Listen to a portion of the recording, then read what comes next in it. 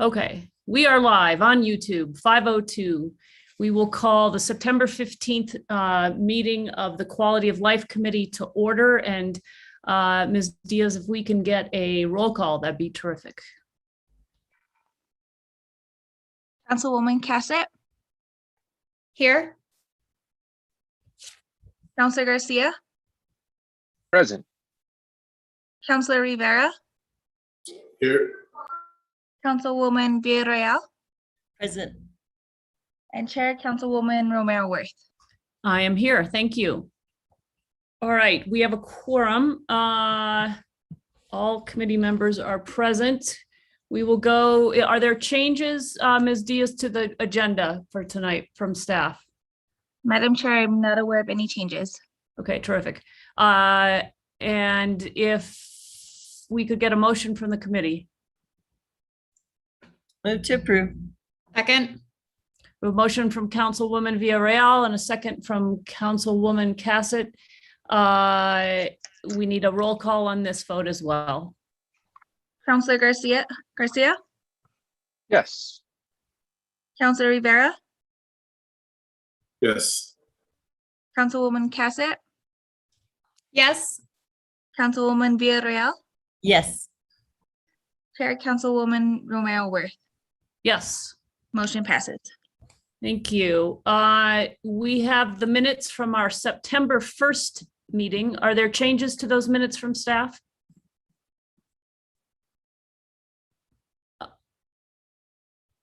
Changes for the committee? Is there a motion? Move to approve the September 1st meeting minutes. Second. Motion from Councilor Garcia, second from Councilwoman Villarreal to approve the September 1st meeting minutes. If we get a roll call on that approval, please. Councilor Garcia. Yes. Councilor Rivera. Yes. Councilwoman Cassett. Yes. Councilwoman Villarreal. Yes. Chair Councilwoman Romero Worth. Yes. Motion passes.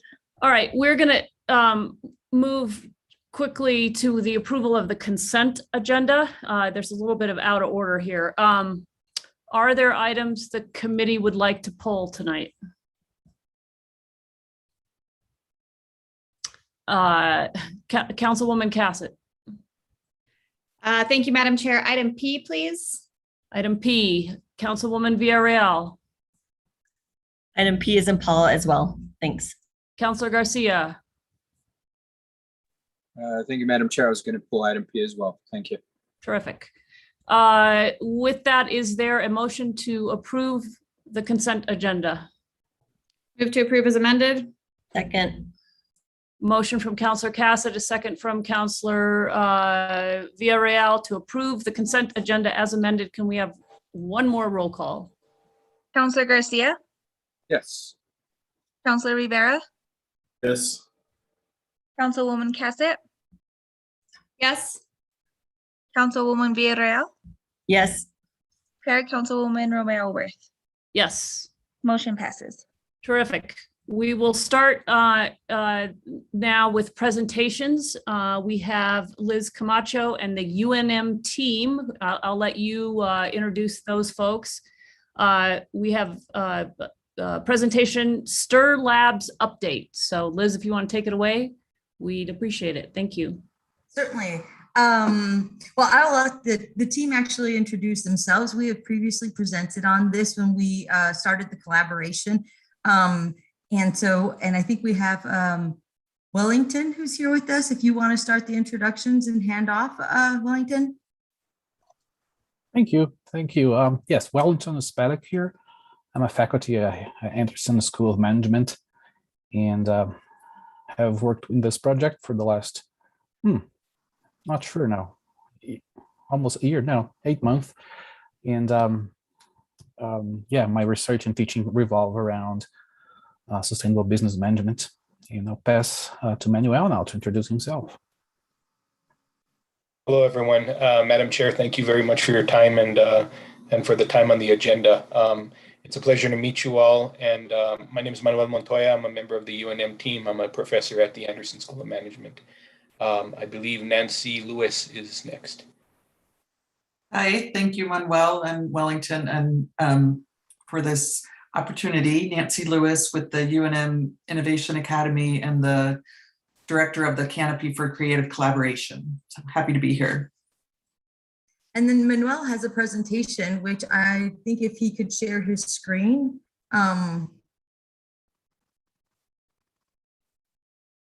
Yep, thank you very much.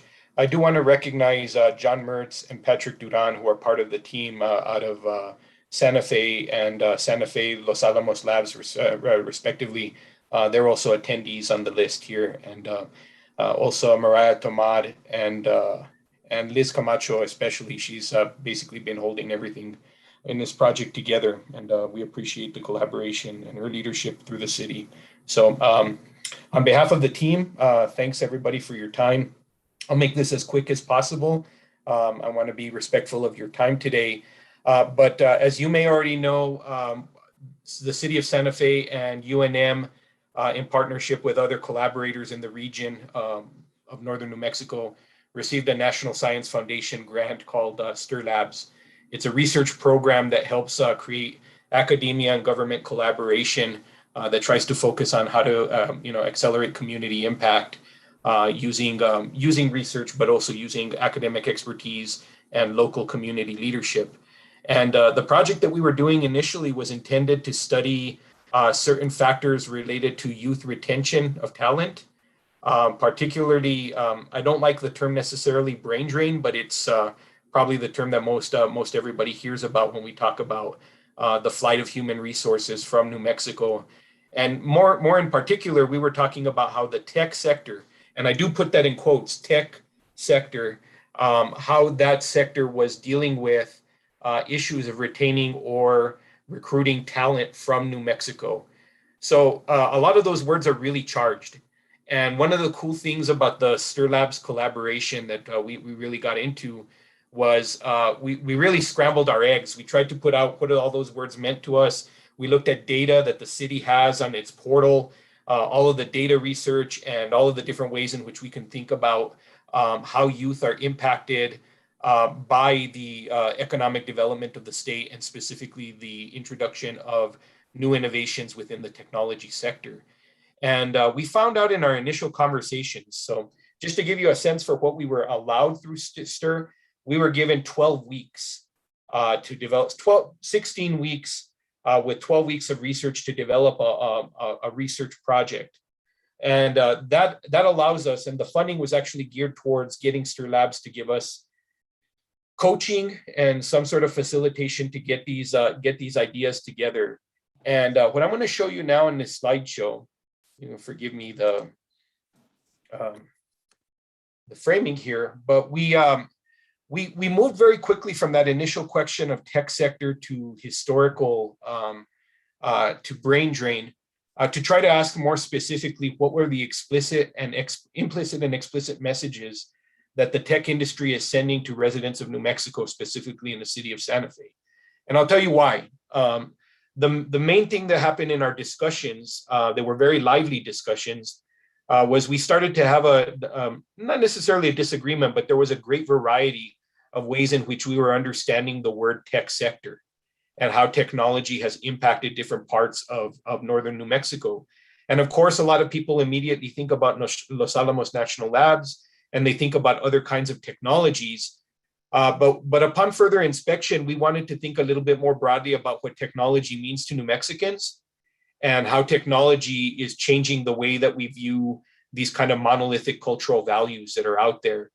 And so we shifted our question to think about this tech messaging, like what does the tech industry look like to New Mexicans, and what kind of institutional message historically has been given to people, or what kind of sentiments have been developed over time around this concept of technology, and what is the impact of that messaging on central and northern New Mexico communities.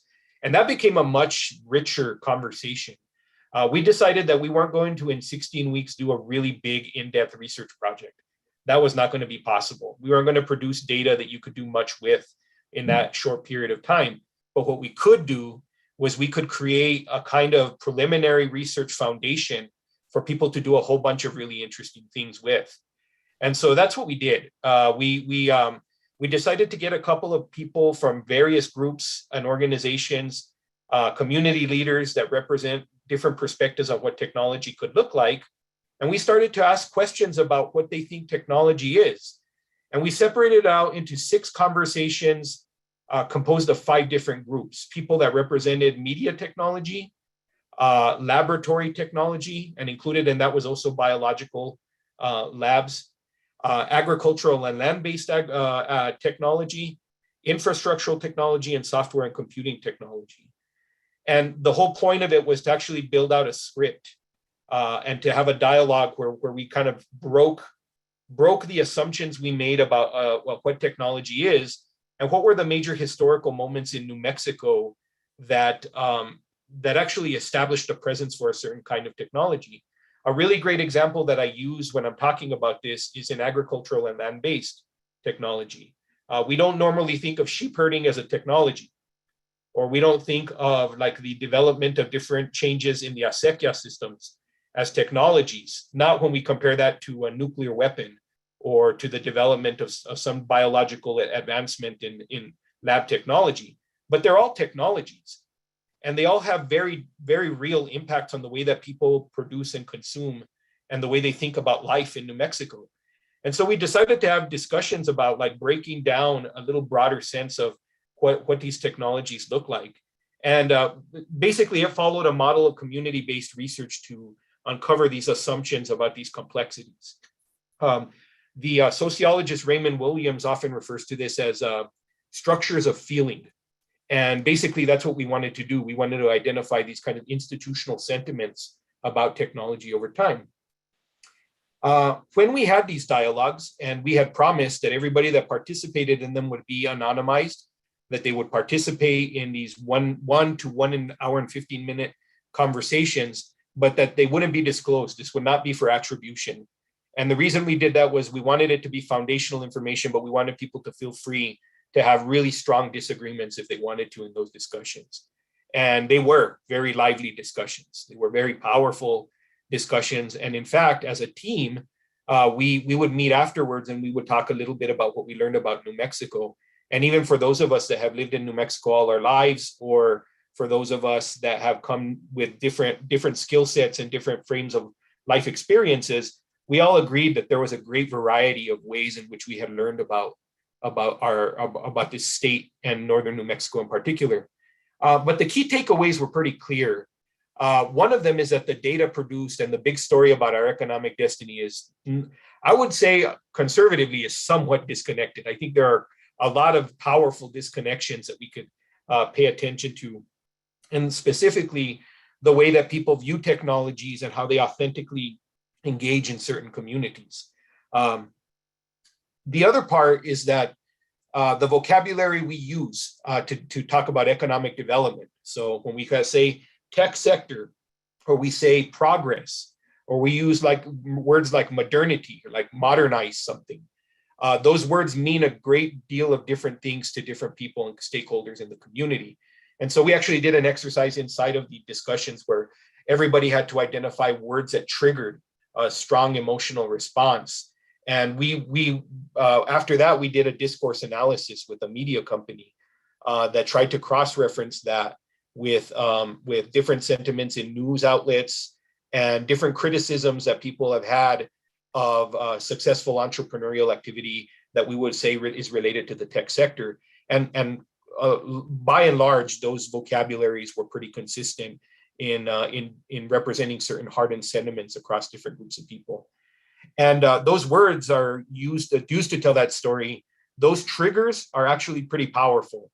And so it actually reinforced this idea that if we're going to talk meaningfully about like getting the tech sector into communities in a more meaningful way, we had to take a step back and really think about both what technology is and how we treat New Mexico as a space. And that leads to the next point, which is that New Mexico is neither an empty space nor a completed narrative. And a lot of those discussions that we had, I think in terms of quality of life, and I think that's most germane to what you guys are doing in the committee, that's my presumption. But I've been thinking a lot about this presentation and about social cohesion. And this kind of idea of New Mexico not being an empty space or a completed narrative is the sort of thing, the data and the messaging inside of these distinct groups, because it's uneven and because there's not really a dialogue across those historical or ideological boundaries, I think they present some opportunities for us to address what we can classically call the reinforcement of an insider-outsider dynamic. We used a word called Technoscapes. It's actually drawn from an expert in the field of cultural geography. And the idea is, if you create a landscape of technology, if you looked at it as a map and to see how it moves over time, how do we think about the New Mexico landscape as it relates to technology? And by using that language, we were able to, in our report, really kind of try to reframe and rethink how these tensions about progress and development, how they're working on a map in relation to technology. And so there's certain key kind of focal points on the map, particularly in relation to the Los Alamos Española complex, but there's also other elements of northern New Mexico that we can actually see playing out when we put these keywords and we put these technologies in conversation with each other. That leads to a major takeaway, which is that technology isn't relegated to any one thing, and broadening that discussion helps broaden the possibilities for effective change.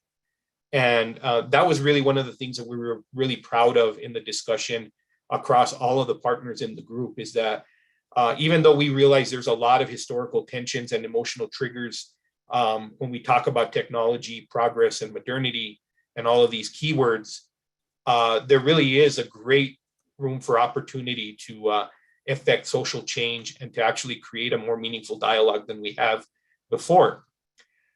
So one of the things that we recommended, just generally from the report, was that this report was just the start of things, that you can use it as a springboard for producing public information that encourages entrepreneurs in the tech sector, and even community members who are receiving that information, to rethink the places they occupy and what affects their ability to speak and be heard in the context of technology. And that can be, something in terms of like wise counsel dialogues. It can manifest in a bunch of different ways, but even just knowing that and having that as part of the discussion, we believe is a really important thing that we backed up with the preliminary process we did. The second is that we use the information in the Technoscape model to ask how current economic strategies reinforce those territorial boundaries that disconnect communities.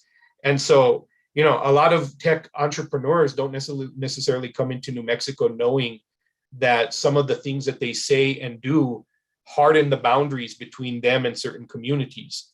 And that also creates this kind of really forfeits an opportunity to really create these connections if that dialogue preceded any of these other kinds of initiatives where people try to engage a startup and then kind of after the fact recruit to the public, thinking that the public is kind of a blank space that then can be talked to in the language that any entrepreneur or anybody else is used to talking to anybody.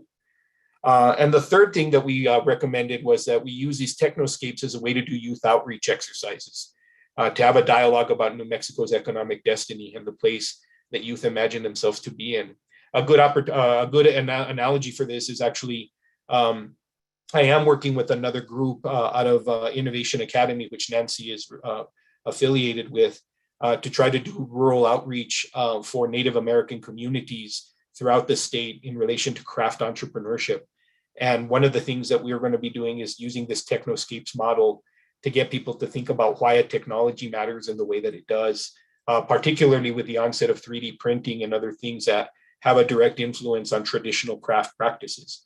So there's lots of ways in which this can be applied, but just generally encouraging youth to have this conversation already predisposes or sets up a dynamic where there's a kind of a built-in dialogue in a future generation that adapts to this kind of information, I think, in a more dynamic way. But that's the Reader's Digest version of what we did. And I have other colleagues here on the call that I would call on to answer any questions that the committee may have. And thank you for your time. Thank you. Thank you. Yeah. Thank you all for being here tonight and for the work you're doing. Do we have questions from the committee? Councilwoman Villarreal. Thank you, Madam Chair, and I hope you all can hear me. I was having technical difficulties, but I did hear most of your presentation, Dr. Montoya. Good to see you again in a different context.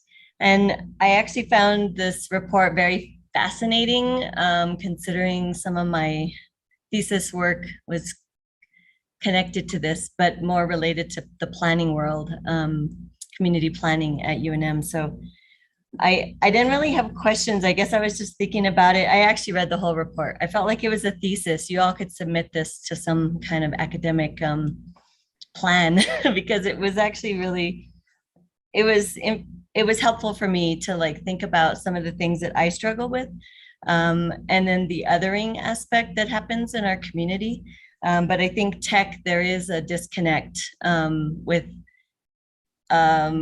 local folks about how they can be integrated into the job market and what place they have in a new business if they do come to New Mexico, a tech firm. So I'm always thinking about that. And I think we also hear from our constituents about, well, how are they going to provide local jobs? How are local people going to be integrated in and be considered for high paying jobs? And so that is the conundrum. I mean, I feel like there's those questions that come up about that, even in our little city of Santa Fe. The one thing that I was thinking about with technology is that I think there's a skepticism or fear, even historically, about technology or the word technology, even though we've had it historically, like you were talking about, Dr. Montoya, is that we should have technology so that it solves social issues and inequities instead of contributing to them. And I feel like that to me has been my struggle. Like, okay, how is this technology going to support the existing community and our social issues and inequities? How is it? But in some cases, and people feel like it contributes to those inequities and social divisions. So I also think about, even in policy making, like who benefits and who doesn't. And you brought that up in your report about, and how do people benefit? So all of these things swirl around my head, and you know, the history of colonization does play out, and there's that historic memory, that cultural memory. And I think it also plays out for us as we look at, you know, what we see as progressive in the city of Santa Fe and how we want to be progressive, yet also recognize and acknowledge and still utilize traditional ways of being, I guess. But, you know, I don't know, I guess I'm just I grapple with this history of colonization and for people to understand what that means for us. And I'm wondering, I guess there is a question, given that we have a history of chicanery, which is, some people don't always know that term, but chicanery in northern New Mexico has been, you know, trickery or deception to achieve political, financial, or legal power. And that's been our history. So how do we then think about colonization and use it as an example so that, you know, people that move here, people that want to relocate here, tech companies can understand what that means? Because I think that gets lost in translation. Do you all have any like thoughts on that? A ton, but for the purposes of brevity for the committee, I think one of the things is that I think this kind of messaging that happens, especially when you're in an entrepreneurial venture, in Wellington does a lot of work related to this, is that like really when you do the messaging, you can do what's referred to as social washing, right? Like you can do a lot of this, like the messaging itself is on the surface correct, but it's a populist appeal. And I think that we're a kind of place that requires depth. Like there's a complexity to how you engage with these things that we have to get comfortable with. And the easy answer is not going to be the effective answer. It's not going to solve the answers, because almost immediately when you start doing that, there are unintended consequences to how that plays out. And that's precisely the problem of colonization is that once you view something as empty and you say, I'm here to fill it because there's these wide open spaces in New Mexico, And you don't realize that what you thought was empty was actually history, was actually collective memory. When you start kind of treading on those elements, you actually start to trigger those responses very quickly. And so even then, just as a starting point, I think the depth for us is the surface when we're having these discussions. And I think that's this kind of place-based entrepreneurship discussions that need to happen more consistently. That's kind of the shortest answer I can give, I think. Any other thoughts from the group? Yes, I'd just like to jump in quickly. Manuel mentioned the idea of place-based. But trying to translate a little bit in the more simple terms, this idea of, if you're coming in from outside, you want to set up your business or your, whatever type of technology you're bringing in. There's this idea of, oh, it has worked somewhere else, so therefore it should work here. And the idea of that, oh, they should want us here because we're going to bring jobs and taxes and that's not enough. There's something else in the northern New Mexico that the language has to be different, the message has to be different. And if you're just going to say you're going to include or you're going to share, you have to do it, right? Just saying is too easy. So this idea of, there's the sentiments around some trigger words, and this report, hopefully this study, gives people this idea of, hey, when you're talking about these things, you have to seriously consider other stakeholders, not because you say so, not because it worked in Austin, not because it worked in the Silicon Valley. It's actually different. There are contexts here. There's a place-based mechanism that really will influence the way people understand and believe and trust you. And without that trust, that social license, whatever technology you're bringing in, whatever promise you make, may not work. Thank you for that. Any other thoughts about that before I? I have a couple of thoughts, I'm Nancy, and I think one of the, in a certain way, because we broadened the lens around technology, which oftentimes is sort of this bright and shiny new thing that is somewhat kind of traditionally here lately has been kind of exclusive and in that divisive somewhat.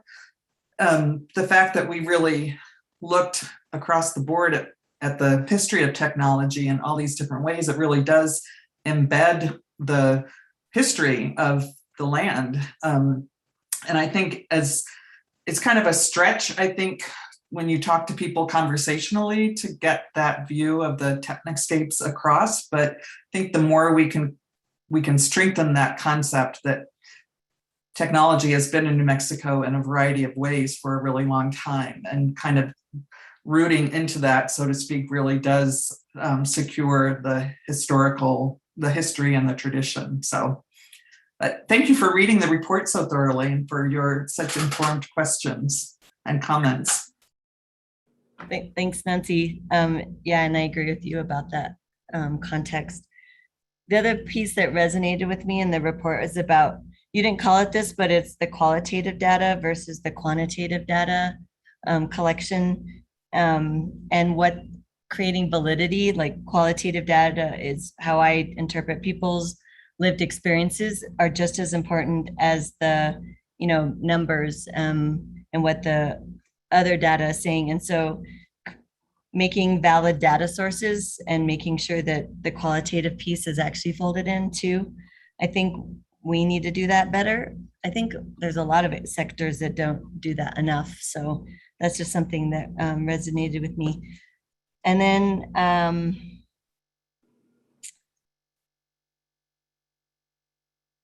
the other piece is about, I think what we also hear is, if someone kind of parachutes in and is able to set up shop and do something because they have access to capital, whether it's family access or other means of access, that people feel resentful because there's times that people have worked so hard within their family to be able to access capital and built some kind of family legacy, and it's still not enough. And so I'm always struggling with that. Like, how do we translate access to capital and make sure that people have an ability to get that kind of technical assistance in a way that feels not just safe, but that it's for them, and that they don't need to say certain things in a certain way, or know the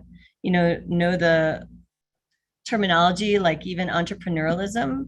I guess I'm just curious what, like, staff in terms of our own economic development goals, like how we can make sure that access to capital, access to technical assistance, whether it's tech related fields or other, that we are making sure, and I think we're actually doing better with this, but how are we doing this?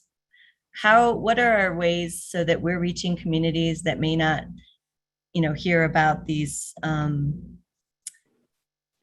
opportunities through some kind of listserv or other forums that they may not be part of? Do you know what I mean? They're just like community members, have good ideas. I just curious how we can support that pipeline of folks that may not be part of the in the know community. So I don't know if that makes sense. I'm just trying to figure out like how to make sure that people understand that there's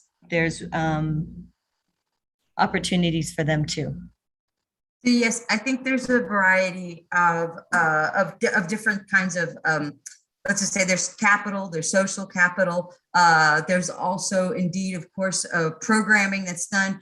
And I agree, we're trying to do better. And I think we're definitely amongst the business world trying to generate more equity. Some of the actions that we've recently taken is working with some of the businesses on Airport Road. And then recently, Miguel Acosta from Earth Care has gotten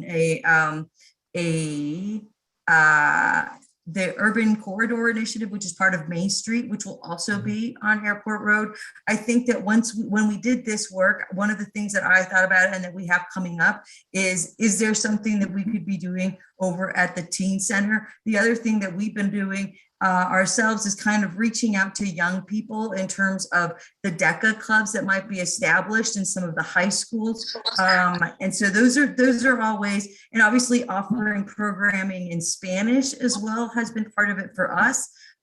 We can obviously do better. I think Rich has also had several projects in terms of Wi-Fi availability. One of the things that we learned from the pandemic was obviously the vulnerable communities. And so Rich is working really hard with the IT department of putting the free Wi-Fi in the mobile home parks. And I know that's not like exclusively in the business world, but it is kind of, you have to have, I think, access in order to broadband, in order for that to be part of it. So I think we're doing better. We can improve. One of the things that we've also spoken about is perhaps there could be like a buying local campaign, but then there can also be kind of like the face of entrepreneurship. It's you. And I think sometimes people don't realize like, oh, you know what? As a former convict, not saying me specifically, just saying in general, that you could start a business, right? And another thing, but business is a way that you could overcome many obstacles that you might see yourself in as somebody who might be a convict. And we have local entrepreneurs who are like that. Another thing that we've reached out, and John, who's part of this team, also has a pre-accelerator program, and we worked with him. Rich really started that initiative, which was for the cannabis industry as well. And I think one of the things that we're thinking about with the cannabis industry is kind of how is it, and maybe if the funds that are coming from it, what are we going to do with people who've had formal convictions, and how will those be perhaps reversed? So that's what I would say. And I'd say definitely, I think part of the Teen Center, we're having an upcoming meeting that could be part of the exploration for programming. Thank you. Thanks, Liz. And if I may, go ahead. No, if I may add one more thing, I apologize. I had to get on my phone. I got kicked off of the main line here, so I apologize. But one of the things I've been thinking about, and this is something I will be coordinating with Innovation Academy and New Mexico for Good as well, is a campaign to incorporate cities and towns throughout New Mexico into a campaign called not the 50th state, but the first emerging economy. And the reason I say it that way is like we have these indicators are actually an indicator of the hard work and the invisible labor of diversity the kind of thing that it goes beyond the cliche of saying that people are inclusive. I think New Mexico and Wellington, study I'm doing with Wellington right now is really kind of showing this kind of sentiment of stuckness, that New Mexico is stuck in the past or is kind of unable to kind of get past its contradictions or the paradoxes of being in a place like New Mexico with a rich history. But the reality is that that's actually the shared reality of the majority of the world's population.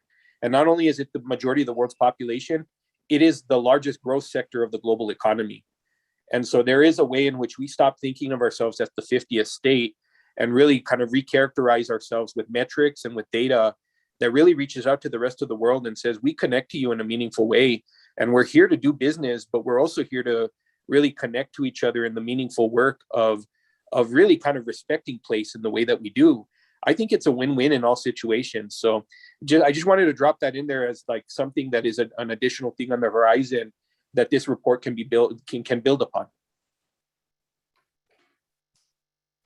I was just going to add to that, just also underscore the shout out that Liz gave to John Mertz and the Santa Fe Innovates work. And I think the real key to diversity is a low bar access, which doesn't happen all that often. And Stir Labs has pointed us to, in terms of next steps, an NSF initiative called Smart and Connected Communities. And I'm just going to read the little blurb that they have because it really hits what we're talking about on the head, I think. And we're in very early stages of trying to kind of draft a response to an RFP that will happen early next year. But a smart and connected community is in turn defined as a community that synergistically integrates intelligent technologies with the natural and built environments, including infrastructure, to improve the social, economic, and environmental well-being of those who live, work, learn, or travel within it. So it pretty much sums up kind of the North Star that we're aiming for with this. Thank you. And so based on next steps, how will you all use that report and how can we extract some of the findings and for like the general public? Is there kind of an idea of how to utilize that information? One of the reasons we wanted to make sure that we gave follow-up to this presentation in this committee was one, to ask for your advice. The counselors, I feel that you guys as elected leaders are really people who have a lot of insight into perhaps how things might be able to work or be connected in locally.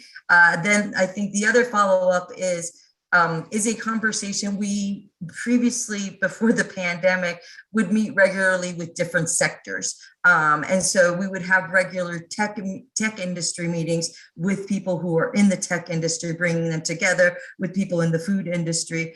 But obviously that has come to a halt. I think we might be able to do something similar in terms of sharing the findings during Global Entrepreneur Week if we have another tech gathering. And I think the other one would be also, as I mentioned before, with the Teen Center to see if there's any of that programming that would or would not, because I think the other thing is maybe this is interesting and fascinating to us, but this may not be interesting and fascinating to other people. So I think there's always that to consider. You don't want to impose certain conversations. And so those are just ideas that we have, and we're obviously open to hearing from you. Yeah, I don't know the answer to that. I have to think about that. I guess I was thinking about extracting pieces of the report and having this like understandings of your current environment, or like, I don't know, just like a how-to Santa Fe 101 booklet. I don't know. I'm just trying to think about like the information you gave about why people, talking about the cold shoulder effect and how tech communities or tech people sometimes perceive that there is an unwillingness to change or a lack of desire of progress. I don't want people to think that. I also want them to be informed and understand our history as well, and that we have technological advancements that they may not see it that way, but these are actual like worldwide phenomenons that we have had and been part of historically here in New Mexico. So I don't know, I'm just trying to think of ways to utilize that to make it less academic, but more digestible for the average person to understand. And also to like put things, I don't know, for a local person to be like, that's why I feel that way. Like, oh yeah, that's why there's words for that. I don't know. I'm just thinking out loud. So maybe we could talk about it offline and think about brainstorm. But I guess I'll just end with, when we have entrepreneurialism or any of these fields that we want to reach out to the general public and communities of color and youth, I think what's helpful is having people that look like them and talk like them, because then they actually can identify more with those people. And when I hear and listen to Dr. Montoya, it makes me want to take classes from him. It makes me want to go and get my MBA and go through the Anderson School of Business. If I would have known Dr. Montoya, I would have probably taken a different route. Instead of just going through planning school, I would have maybe gotten the MBA. So my point is, it's wonderful to see people that you can understand and connect with on a cultural level, even if they're using terms that you don't necessarily know, but you want to know more. So I'll leave it at that. Thank you very much. Thanks everyone for your time and participation in this study.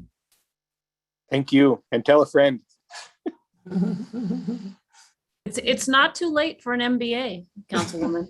I have 2 degrees. And I didn't do them at the same time.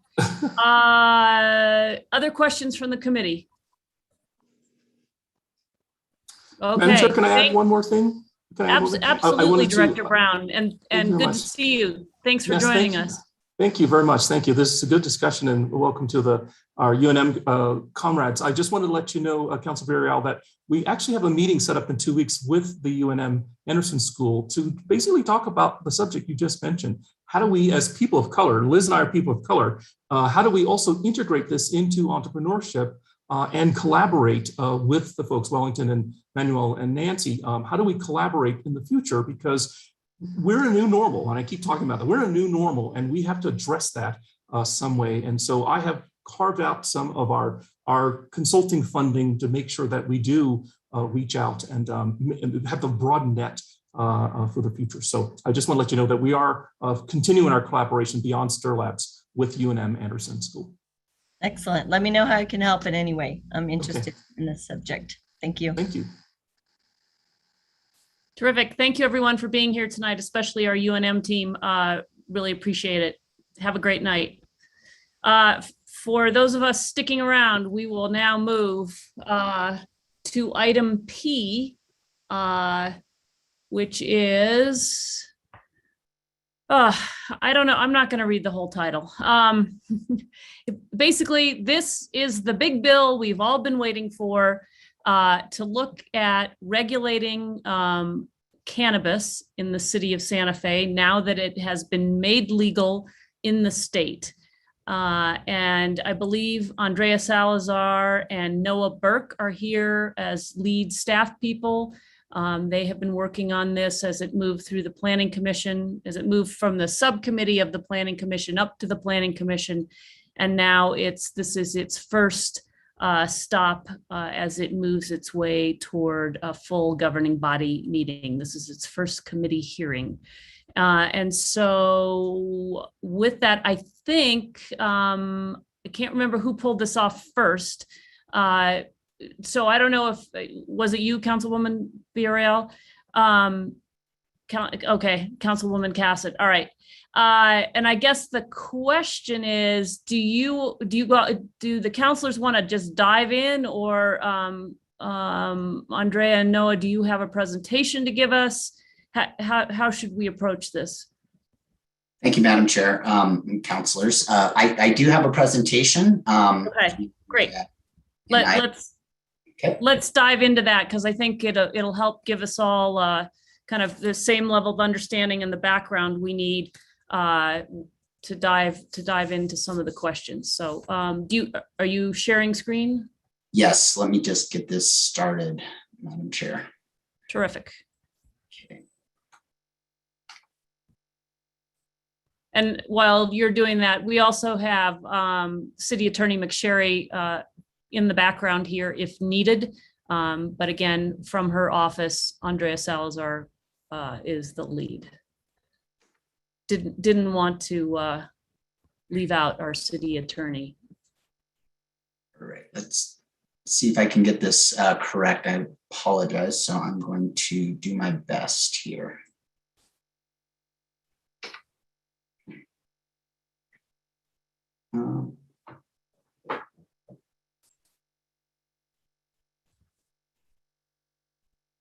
Okay. So.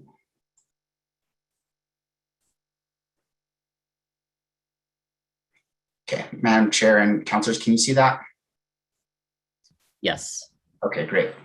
So tonight I'm here to present to you on behalf of the Planning and Land Use Department the proposed legislation to address zoning issues related to commercial cannabis establishments. So what code changes are proposed? Like the title says, there's quite a few, so I'll just briefly go through this. The first change is to amend the land development code by adding a new category of specific uses, commercial cannabis establishments in the Santa Fe City Code, which is our table of permitted uses, which shows all our zoning districts and then all the different types of uses that are allowed in that. This would add a new area to that called commercial cannabis establishments, and that would have multiple categories underneath it.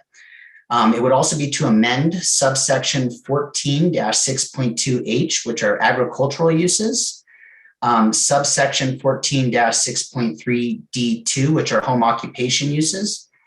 Amend subsection 14-12.1, which is definitions. And finally adds a new subsection, which is 14-6.2I, to adopt use-specific standards for cannabis establishments, including the density limitations on them and operating times.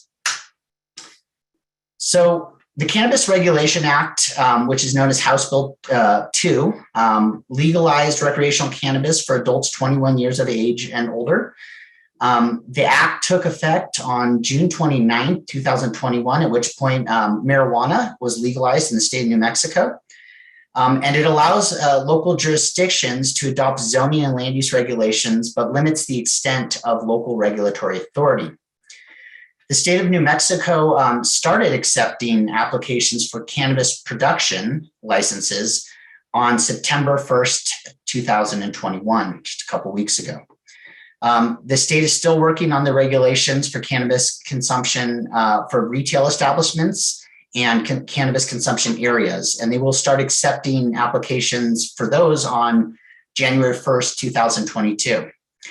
The state has clearly outlined what local jurisdictions cannot do. They cannot prevent anyone properly licensed from transporting cannabis products on public roads, completely prohibit the operation of a cannabis licensee, prohibit or limit signage identifying a business as a cannabis establishment if it's attached to or located on the business premise, require a cannabis establishment or a cannabis consumption area to be located more than 300 feet from a school or daycare center that existed when the cannabis establishment or consumption area was licensed, require an existing cannabis licensee to relocate on a new premise, or prohibit an adult New Mexican from producing homegrown cannabis. And an adult New Mexican can have up to 6 plants per individual, or 2 adults over the ages of 21 can have up to 12 plants per household. So this is kind of a lot of words. I'll go through it. Just giving a little background. You may remember on July 14th at the governing body meeting, the governing body heard a presentation from staff which outlined how the land use department would classify cannabis establishments under the current unchanged zoning and land use codes. And staff also made formal recommendations for moving forward. As contemplated in Chapter 14, the Planning Commission is making the recommendations that will be heard later on tonight for the changes of Chapter 14, beginning with a recommendation from its Policy Subcommittee. The Policy Subcommittee is an ad hoc committee of the Subcommittee of the Planning Commission. It's made up of 4 planning commissioners and 1 staff member, and they've conducted several meetings to formalize answers to the broad land use policy questions that staff posed to the governing body back in July. The subcommittee's primary focus has been to make recommendations regarding appropriate time, place, and manner restrictions for the following types of cannabis establishments: commercial retail, production, which is growing, testing and research laboratories, manufacturing facilities, and vertically integrated cannabis establishments. The policy subcommittee's recommendations were aimed at promoting the cannabis economy while protecting the public health, safety, and wealth and the general welfare of Santa Fe. The policy subcommittee would make recommendations to the planning commission. The planning commission would ultimately make recommendations to the governing bodies, kind of the order of operations. So the planning commission heard staff's recommendations at their meetings on August 19th and at their meeting September 2nd. They ultimately recommended that legislation for approval to the governing body. The main conversations that took place in those hearings, and there was a public hearing where members of the public were encouraged beginning in early August, and then at the second meeting in August, and then subsequently we did not have a public hearing at the meeting in September.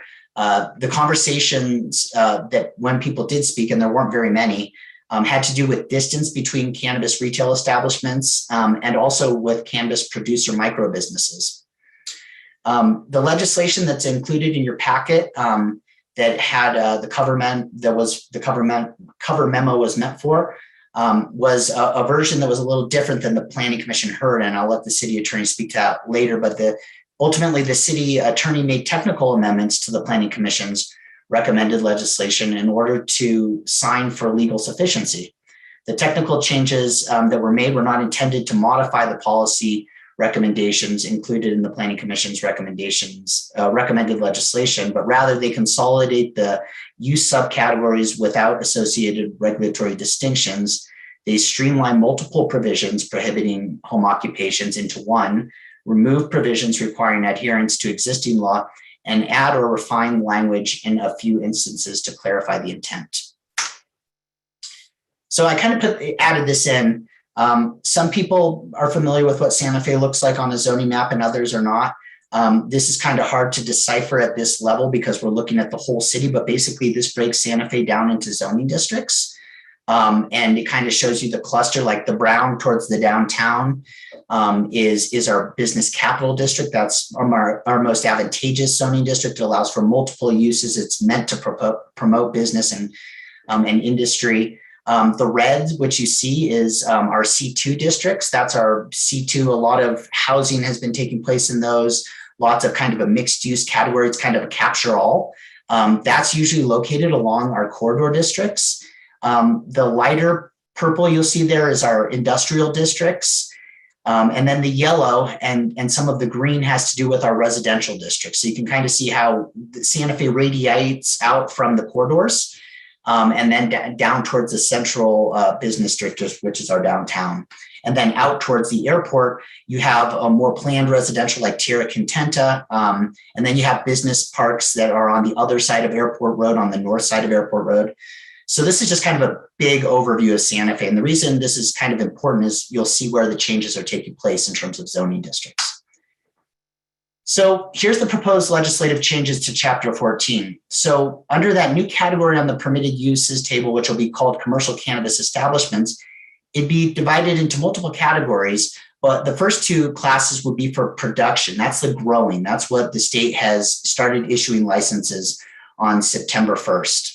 So the first category of production would be a cannabis producer, and we define that as a business conducted by a person licensed to cultivate cannabis, including the planting, growing, harvesting, drying, curing, grading, or trimming of cannabis, provided that the person possesses 201 or more mature cannabis plants at any one time. As proposed in the legislation before you, it would be permitted indoors in an I1, I2 district, and it would be permitted outdoors in an I1, I2 district with a special use permit. And then it would be permitted with a special use permit both indoors or outdoors in a C2 or a BIP district. The second category for production is kind of our smallest category, right? This is meant to encourage entrepreneurship. This is meant for people entering the industry. This is called a cannabis producer micro business. And this is a small business conducted by a person licensed to cultivate cannabis at a single location, including the planting, growing, harvesting, drying, curing, grading, or trimming of cannabis, provided that the person may not possess more than 200 total mature cannabis plants at any one time. As proposed in the legislation, this would be allowed in our C2 districts, our I1, I2, business industrial parks, and our shopping center 1, 2, and 3 districts, and only indoors in those districts. And the distinction between the shopping center districts is that SC3 is like our regional shopping center. That's our biggest kind of shopping center district. And our 1 is kind of your strip mall, almost like where your Trader Joe's, that kind of mall there would be considered an SC1. And then an SC2 would be like where DeVargas is, where it's not quite a regional, but it's more smaller mall. And then it would be permitted outdoors in all those districts with a special use permit.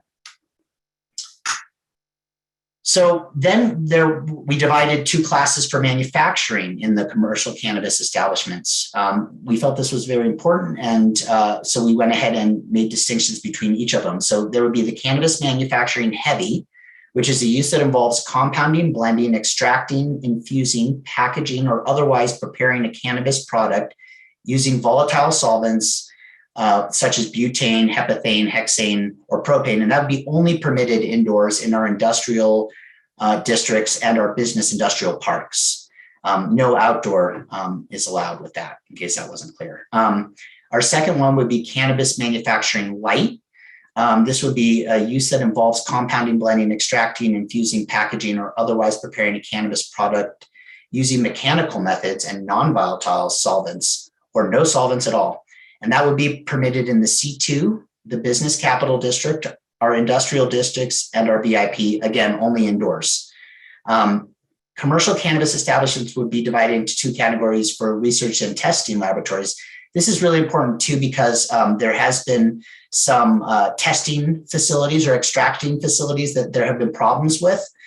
So we felt that it was really important that there was a distinction between them and only allowed in certain districts. So the first would be a cannabis research laboratory, which is a facility that produces or possesses cannabis or cannabis products for the purpose of studying cannabis cultivation, characteristics, or uses, provided that a cannabis research laboratory that conducts heavy cannabis manufacturing, which was listed in the category before, shall be classified as that.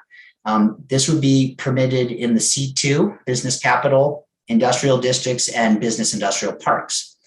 The testing laboratory would be a facility where cannabis products are sampled, collected, and tested, provided that a cannabis testing laboratory that conducts heavy cannabis manufacturing activities shall be classified as cannabis manufacturing heavy. Again, permitted in the C2, business capital, industrial districts, and our VIP districts. This, the last 2 categories, the state hasn't come out with regulations yet, but as we felt that it was important to go ahead and start diving into absent of regulations for these categories, we felt that it was important, at least for commercial cannabis retail locations, to be deciphered from the rest, and also to see what categories what zoning districts would be most appropriate for this. So for a commercial cannabis retailer, we define that as a business conducted by a person that is licensed to sell cannabis products directly to consumers who are 21 years of age or older.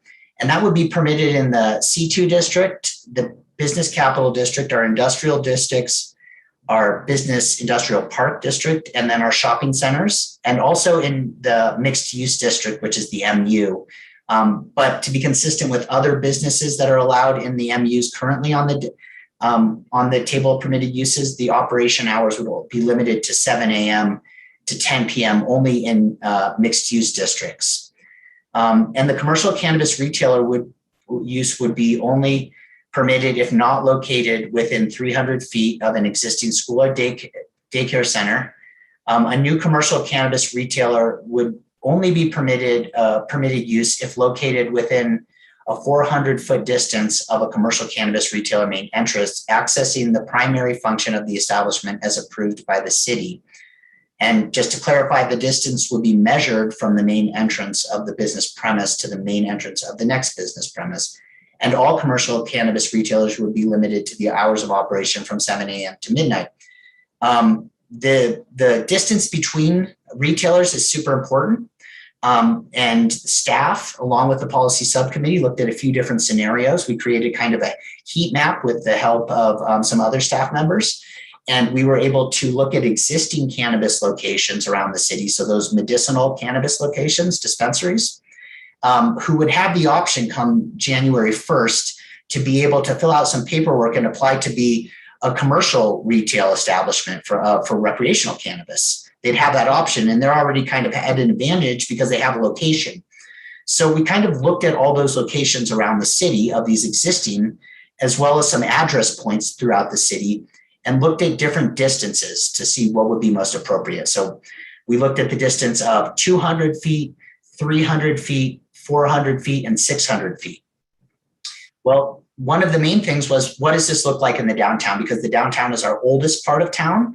The blocks are not the same size there, but we also wanted to look at the south side of town. We wanted to look along Airport Road.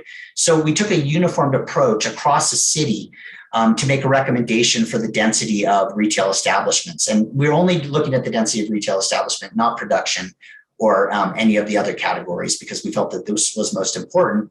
And the policy subcommittee and ultimately the planning commission recommended 400 feet apart. And then we decided, where would this be measured? So we came up with leased premise. That's the best way to think of it. So if you're in a mall, whatever area you're leasing, that's where your 400 feet goes, not property line to property line, because, you know, the mall's on one giant piece of property. That would only be one cannabis establishment, perhaps. So, and the same with strip malls and those other businesses where retail establishments would be allowed. And then the time frame and that we looked from 7 a.m. to 12 a.m. is actually what the county adopted as well. So we felt that it was good to be consistent with Santa Fe County. We thought that would probably be an advantage to people who are opening retail establishments, maybe in the county and want to come to the city, or vice versa. And then the final category, which we haven't decided on and which will be left blank until there's recommendations made or direction given by the governing body, is the cannabis consumption area. And this is kind of like, the best way to think of this is like basically on-site consumption, where you can do on-site consumption of cannabis if you're over the age of 21, kind of like a bar, right? So it's kind of, you get to maybe inhale it or eat it or whatever. So, and it's defined as an area where cannabis products may be served and consumed by smoking, vaping, ingesting, provided that alcohol cannot be sold or consumed in a cannabis consumption area. And entry is limited to patrons 21 years of age or older. And the state of New Mexico, like I mentioned before, is currently working on the framework for regulating cannabis consumption areas. And legislation would be forthcoming for the governing body if the governing body decided that they wanted consumption areas in the city of Santa Fe. So what are the next steps? Well, the goal behind all of this is of this proposed legislation is actually to promote the cannabis economy, while also protecting the health, safety, and welfare of the residents and visitors of Santa Fe. So that was kind of the thought process behind this. And staff will continue to work with the policy subcommittee to draft any needed changes to cannabis retail establishments and cannabis consumption areas to be consistent with the state's regulations as they come out. So the Planning and Land Use Department, we reviewed all of this and we made a recommendation, as the Land Use Department is charged with bringing legislation forward. So it's required that amendments to the text of Chapter 14 have to comply with the following criteria: compliance with the law, consistency with the general plan, consistency with other policies adopted by the governing body, consistency with the purpose and intent of Chapter 14 and of the section being amended, or the sections in this case, consideration of how the amendment relates to the other provisions of the Santa Fe City Code, and the avoidance of unintended consequences, and finally, consistency with any approved neighborhood conservation overlay districts, which there are none right now. The Planning and Land Use Department, in consultation with the City Attorney's Office, has reviewed and crafted the proposed legislation to ensure that all of the criteria mentioned before have been met. And therefore, staff recommends that the governing body approve the proposed legislative changes to Chapter 14, as did the Planning Commission. So with that, I thank you very much. And that is the end of my slideshow. So. Thank you, Noah. Appreciate that. So we will go, I think now, unless Andrea, did you have anything you were wanting to add to that presentation before we go to the committee members? Chair, I don't believe so, but I'm here for questions should you have any. Okay, terrific. Councilwoman Cassidy, I believe you pulled this off first, so we'll just go in that order. Thank you, Madam Chair. Thank you now for the presentation. Can you send the zoning map, please? That would be very helpful. And then do we get to see the heat maps that you guys had created? Shock of all shock, because I watched Planning Commission to just the discussion of this, but so I got to see it there, but I was hoping that we might also be able to look at those, as I know it was a discussion. Yes. Andrea, do you have that up right now, or should I try to get to my folder really quickly? No, I have it up. Chair, Okay. may I share my screen? Sure. Let me know if you have issues. I think it will let you. So this is the map that was created for us in GIS. I'm showing kind of the whole system right now of the current medical cannabis. So the dark lines are what exists. The light lines were proposed and potential stores that might arise. As we kind of move in, we'll first kind of go to downtown in the Early Street area. These are the existing medical areas, and the lines as depicted in the legend, purple is the 100-foot, blue is the 200, red is 300, and green is 400. So I think it is important to note that these are existing medical cannabis. They don't have commercial licenses yet and won't until January. So a prohibition or stating that commercial cannabis businesses can't be within a certain distance of each other will mean that some will have to remain as medical cannabis. And I just wanted to make sure that everyone kind of understands that. So these are the areas that are pretty dense, is this Early Street Cordova area with medicinal cannabis. And as we move out, I believe in total there are 33 both in Santa Fe, the city of Santa Fe and Santa Fe County, and that is 33 that are also retail, manufacturing, production, all of those types of businesses. I'm happy to zoom in however you'd like. And Andrea, I just wanted to point out just two things, just minor, small things. So the ones that have the little dots that are there, those are cannabis business locations, meaning that they would actually be the location of a business. The ones that have the square were random points that I believe we chose to demonstrate throughout the corridors and stuff what the distances would look like. So there's some on Airport Road, there's some in the downtown, but I do think that it's super important to see that, like, when the policy subcommittee first looked at the downtown, 600 feet of West San Francisco Street took out like 4 or 5 city blocks. That means that you literally have a cannabis establishment every 5 city blocks. That didn't seem like it would be very fair and equitable in a way, versus what 600 feet might look like on the south side, right? So we then looked at 400 feet, and that was ultimately what the policy subcommittee recommended, and ultimately Planning Commission did. The 600-foot number came out of what Albuquerque is looking at and what they're looking at between establishments. Very different city than we are. And then the county passed a 200-foot distances between retail establishments and where it would be permitted, right? So each county is very different than the city. They have traditional villages, traditional communities. Within those, there's zoning criteria. So they still are forthcoming with what within the traditional communities, what that would look like.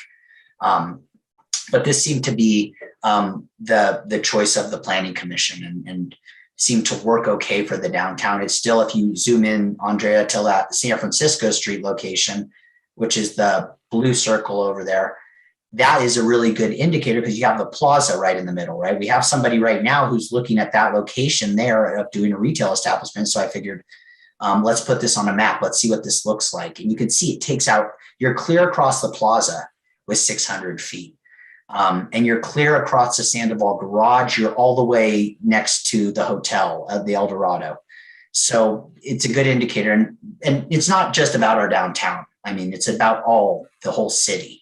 but I think it's important to see what this really looks like. And then the red right there is an existing medicinal shop. So they will already have one up in terms of nobody can be located within that green area close to them. Okay, thank you. And to confirm, this is only between retailers. So this would not apply if a producer is growing somewhere. A retailer could be within 400 feet of that producer. Am I correct there? That is, Madam Chair, Councilor Cassett, that is correct, but there is a category called vertically integrated micro business, right? Where you're vertically integrated, meaning you have multiple uses going on. You may be a retailer, and you may be also producing, and you may have on-site consumption, right? And you could do that potentially. So that in that case where you have a combination of a production and a retail establishment, the distance requirement would come into effect, but it wouldn't, if it's a standalone, like a laboratory or just a production category, it wouldn't apply to that. Okay. Okay, thank you. And then this does get into a little bit of the nitty gritty, but in terms of the measurement from the primary entrance, would it be from the center of the primary entrance, the sides closest to each other? I mean, if we're looking at the distance of 399 feet versus 401, that makes a really big difference for somebody that might be trying to establish a new retail business. So how is that measured? Have you guys thought about that? Madam Chair, Councilor Cassett, I think that basically what we were looking at is just from like the door to the next door, but we didn't decide, what side of like the primary entrance. So, and that's established by when they get a certificate of occupancy and the fire department comes in there, it says this is your primary entrance. So we would go from that point, just at that entrance where it's framed in. Chair, Counselor, I think it's important to note that this map itself is based on the premises. So when we created this, we were talking about premises. And so you're looking at these circular density or distance areas based on the premises. Since Planning Commission, that's changed to the front primary entrance. And so these would be a little off. If this was the primary entrance, this would be the footage, but the behind it wouldn't be the exact same dimension. Yeah, no, I understand that. Thank you. I do understand. I got that one, but I appreciate the clarification. It was more just thinking if it's a foot off, it could make a difference from where, a doorway is can be a large space. It can be more than a few feet. So just something that I want to make sure that we're thinking about. So there's not this room for interpretation, and that we are pretty clear so that people understand the expectations if they are trying to identify locations where another retail establishment could be established if there's already one in existence. So maybe something to think about, and I'd appreciate that later. Can we get a copy of this heat map as well? Something that we can play with on our own as this moves through committee?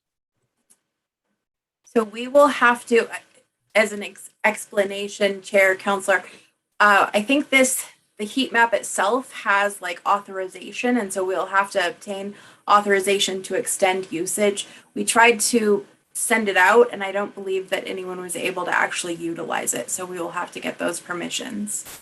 Okay, thank you. That'd be great.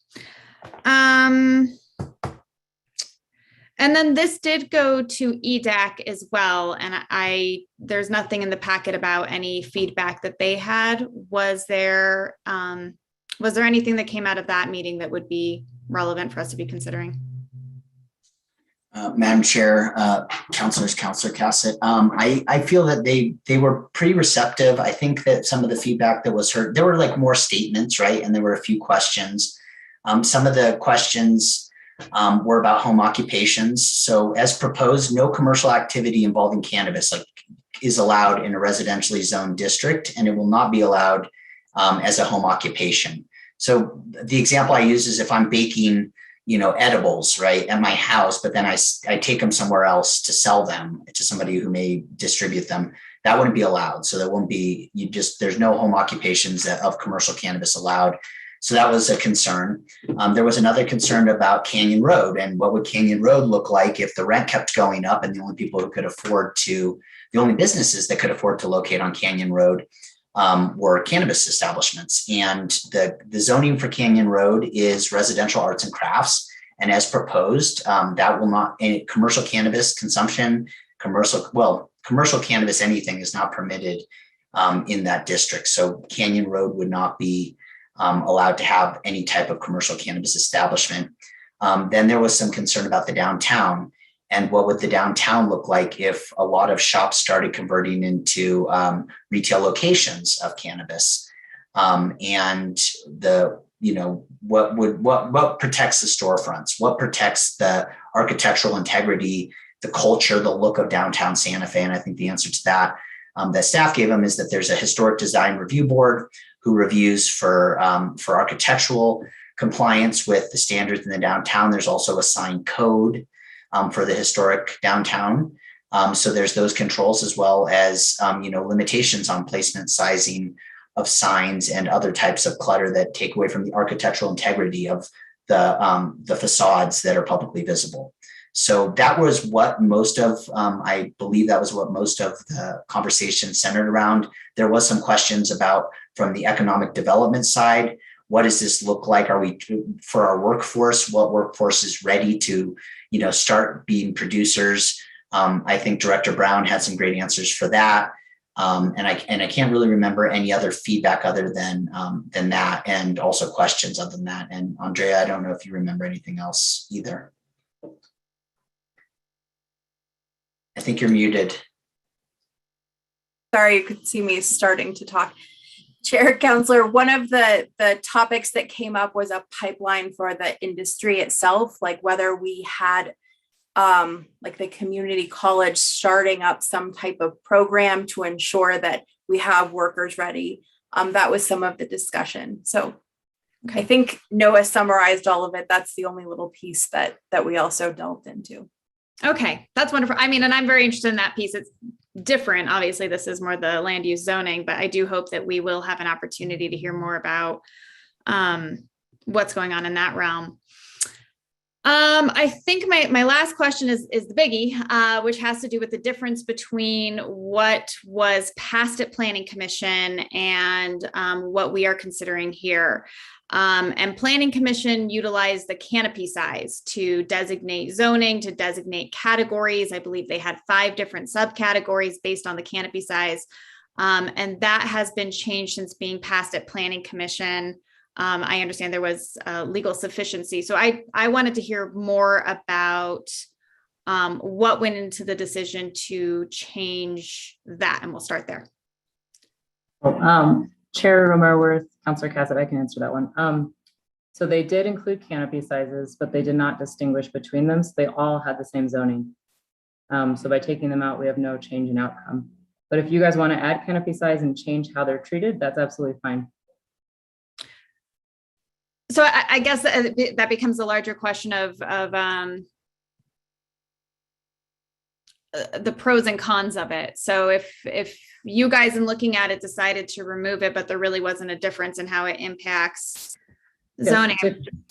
To clarify, so it could be changed. It's just they were all categorized the same. So the permissions, and sorry to, I'm sorry, basically, it was just it was like adding red cannabis, blue cannabis, green cannabis, yellow, and then just saying they're all allowed in all the same places. But you could decide to treat red differently.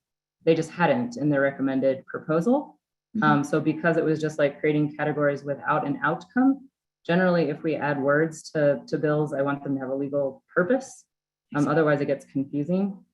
So generally, if there's like, that's why I also removed the multiple home occupation prohibitions and just put them all into home occupation. And that's where we have other prohibitions for home occupations for what can and can't be included. So rather than try to decide like, why did the city put it in 2 different places? Is one distinct from the other? And is one creating an exception to an exception? That kind of thing. My recommendation was just to streamline and not create distinctions if we're not putting in a policy change that's associated with the distinction. So you definitely could, you absolutely could. There were no recommended distinctions that came out of Planning Commission. Okay, so essentially what you're saying is they had a bunch of different canopy sizes, but they were all still allowed in the exact same zoning districts. And so this collapses it and made it, okay.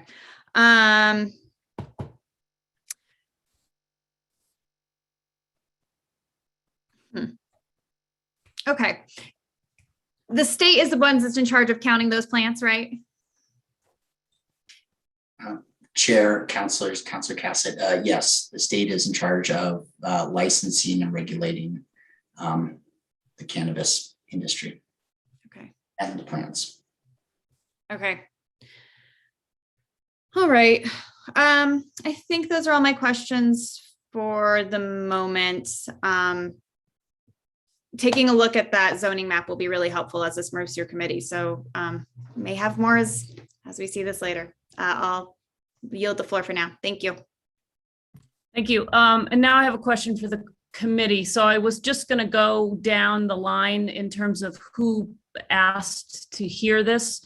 We do have other hands up as well. So if it's okay with you, Councilor Garcia, can I go to Councilwoman Villarreal and then I'll go to you next, and then we'll go to Councilor Rivera. All right. So Councilwoman Villarreal. Thank you, Madam Chair. I'd like to go back to the canopy piece, because taking that out, well, for one, it was passed by the Planning Commission. So making that change, do we need to go back to the Planning Commission because they approved it with the canopy piece?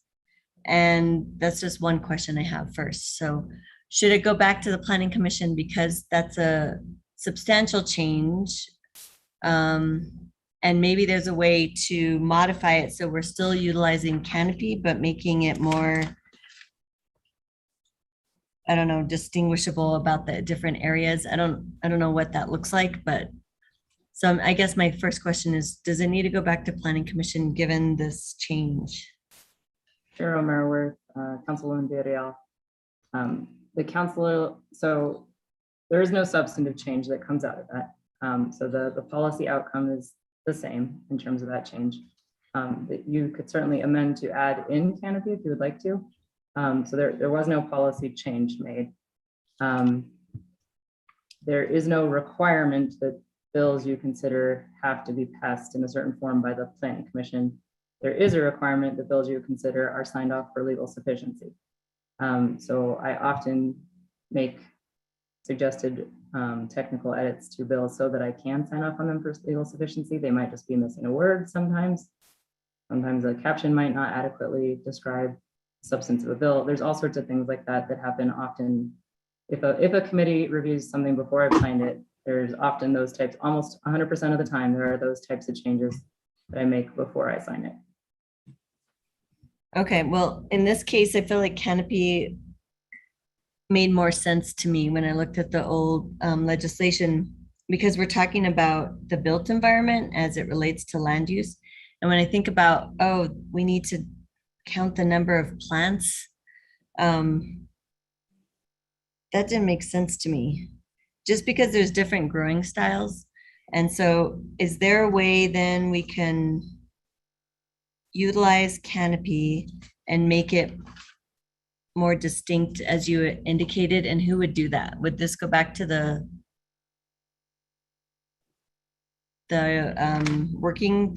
subcommittee to work out, or? So Chair, Councilor Villarreal, I'd like to add that, so what we did do is we created, there is a license for Cannabis Producer and there's a license for Cannabis Producer Microbusiness. Those are the only two production licenses. And so basically, if you're a cannabis producer, you're allowed in certain areas. If you're a cannabis microbusiness, you're allowed in other areas. So we're not counting the plants. We're looking at the license that was obtained. So that's kind of the first explanation.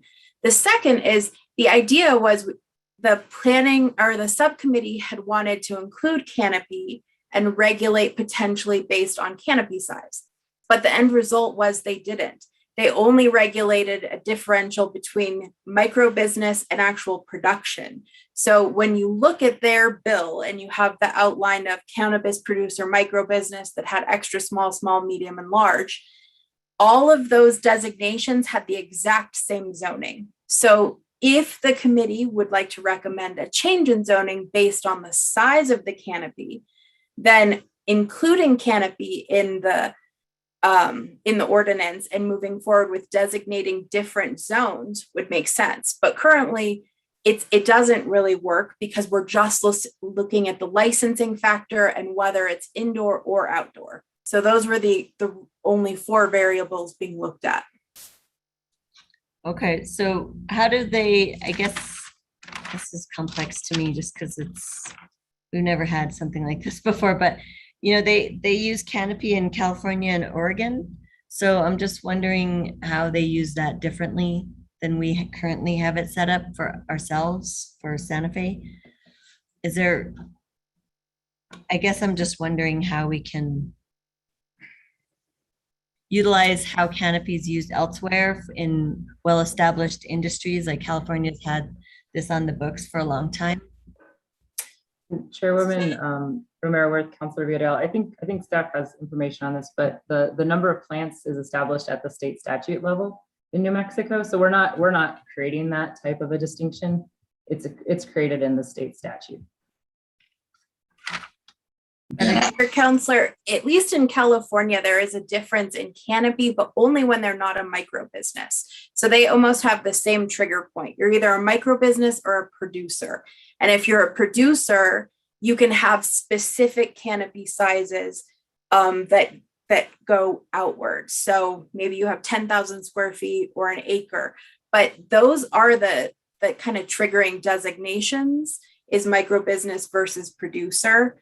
At least in all the licenses that I looked into. So we could decide, canopy size and utilize this because it does link to zoning better, but we just need to have designations that aren't the same if it's moving forward.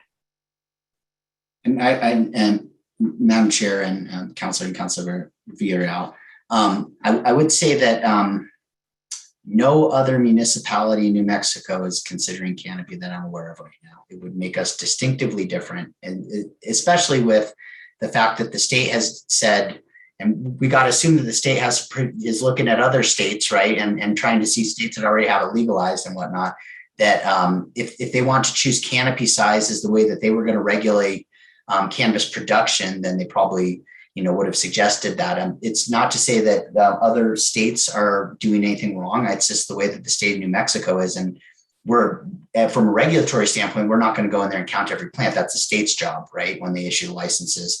Likewise, we probably aren't going to go in there and measure every canopy once the state issues a license for amount of plants under a canopy size that the city has done a regulation for. So I'm just putting that out there, it is kind of different from the approaches that other municipalities, including the county, is taking to regulate this industry. I guess I'm confused because I thought state used the number of plants to set up or establish their fee structure for licensing. So that's different from zoning. So I don't know. I don't understand that. I still don't understand the difference between the land use zoning piece that we need something that would help us differentiate and decide on like size, square footage versus plant numbers. I don't know. Any thoughts on that? Chair and Councilor Villarreal, I think that it is a good point that you're making, and I think that it's really important to say that we're tasked with saying what districts does these various sizes go in, right? Like, where is this a permitted use? I think that's what local municipalities are tasked with. Where is this the right fit for this sizing? And I think to City Attorney McSherry's point, condensing it down into categories where we said, the size differentiating doesn't matter at this point because they're allowed in these districts. They're all allowed in the same districts. but micro business is allowed in different districts because we know that's the smallest type of production.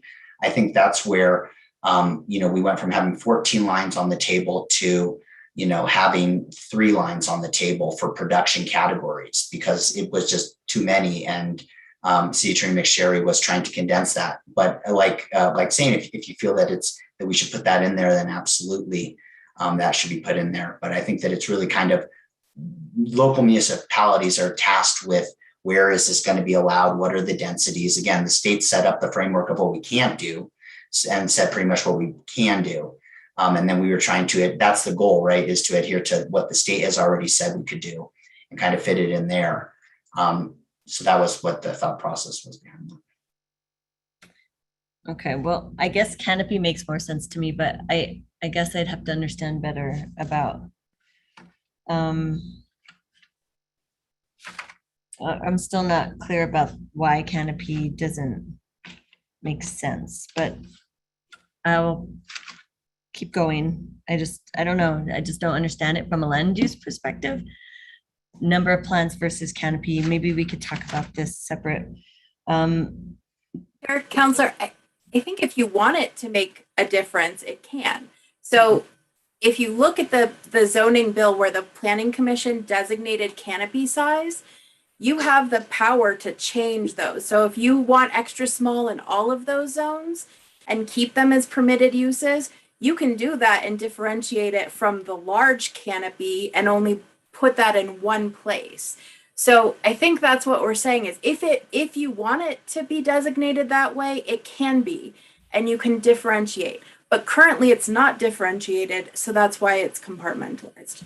Okay, that makes sense. So, I mean, I would like to see what that looks like, extra small versus another size of canopy.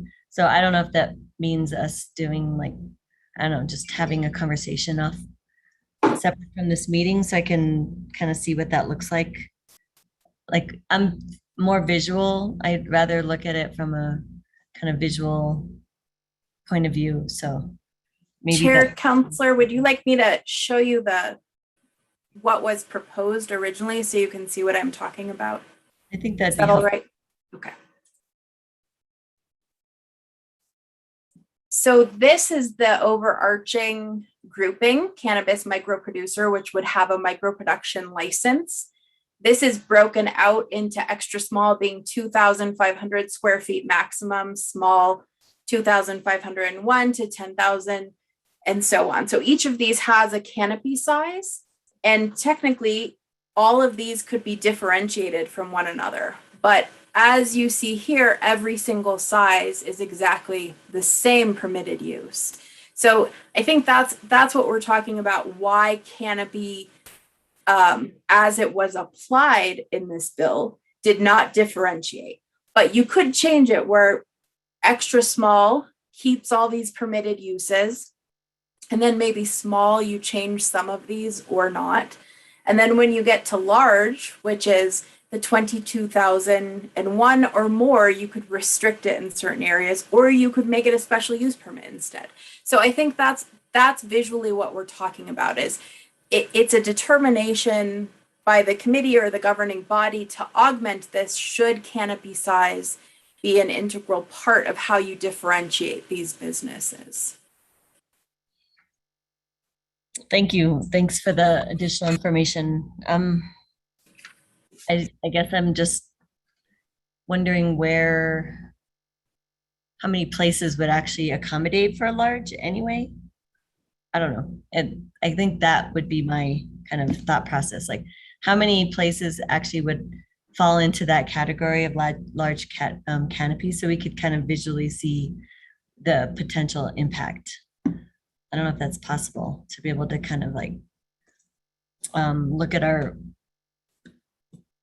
land, I don't know, open land, vacant land. I don't know. I'm just, because it's not necessarily vacant land. They could be doing hydroponics. They could be doing, what else? Like raised beds, maybe. I don't know. There's there's a lot. I'm just trying to figure out the options here, but canopy, like I can visualize that better than being like, all right, we have to count the plants. So maybe I'd like to work on that canopy piece more and just understand what that could look like, potentially if we make it more specific, I guess. The other question I had, just because I had gotten a question from a constituent about religious institutions being located within 300 feet, just like schools and daycare centers. So I was just wondering if you could explain why that wasn't included. Chair Romero Worth, Councilor Villarreal. We did explore that, and the policy subcommittee felt that didn't feel that they wanted to pursue it anymore.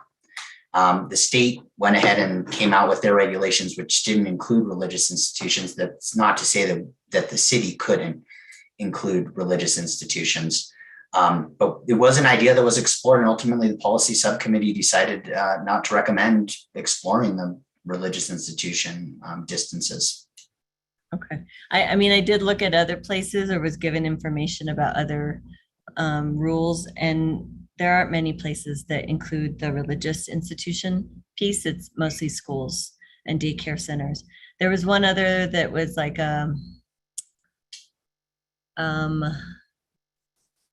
jails, prisons, or I don't know if you saw that, if you all considered that piece. Not that I was trying to think if that even applied to us, except for the detention center, juvenile detention center, which is not necessarily, I didn't think it was running anymore. So I don't know if this would be applicable to us. I think it was more for county. Do you know what county did for that? Chair, Councilor Villarreal. So I think that the county didn't do religious institutions, and I don't think they did any distances between jails or prisons or in cars. Okay, thanks. I'm just curious about that. What's the other thing?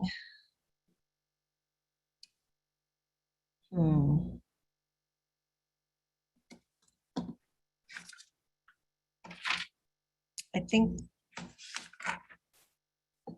that was it. I mean, I appreciate the subcommittee. They were very thoughtful and thorough, and they did their due diligence. Were you the staff member, Noah, on that, or? Okay. So a combination of staff members, but yes, it was our city attorney's office sometimes, and then Director Kluk and myself. Got it. Okay. Well, I appreciate all the work, especially with the significant time constraints that we're working in. I think we probably will realize there's some things we'll have to tweak, obviously, that are already in place now that we're looking at.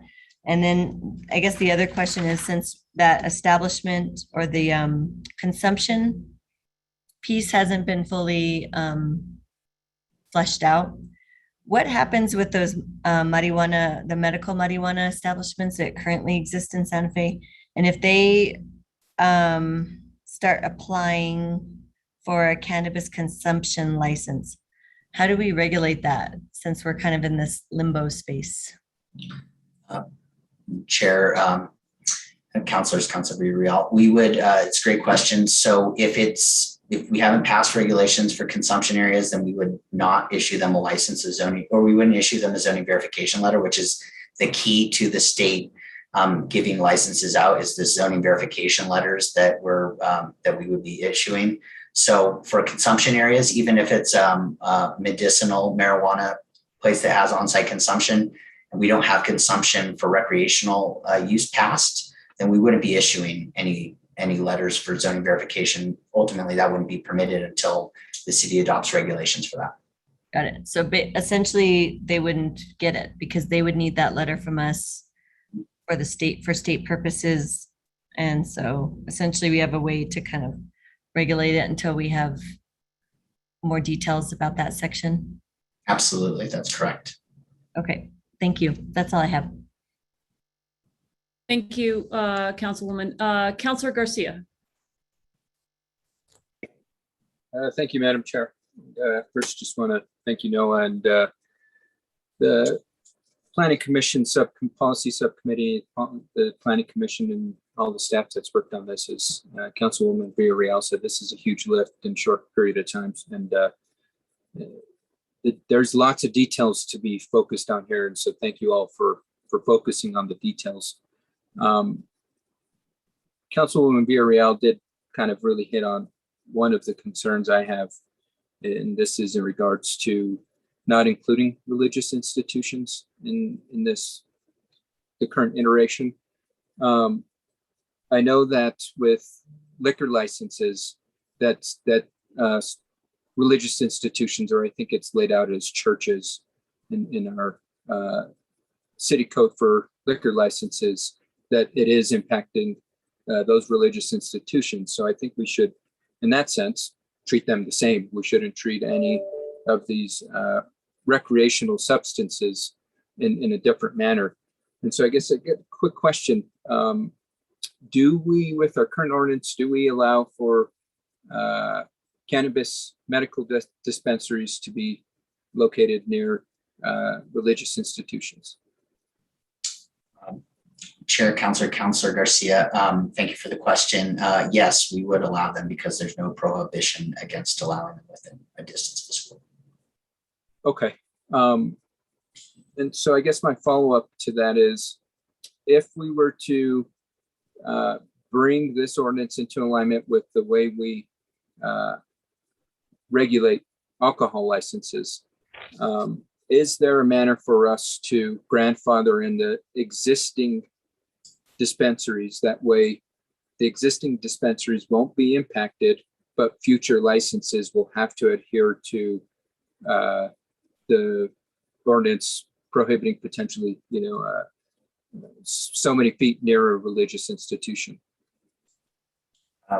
Chair, councilors, yes, we could. The grandfathering provision still stands. So if we were to change a provision to that, they would be grandfathered into the new regulations. And at any point, if they went out of business or they stopped operation for a period of 365 days or longer, they would go into non-conforming status, and then they would not be allowed to be allowed in that same location if it was within a distance of a daycare or a school or a church, a religious institution.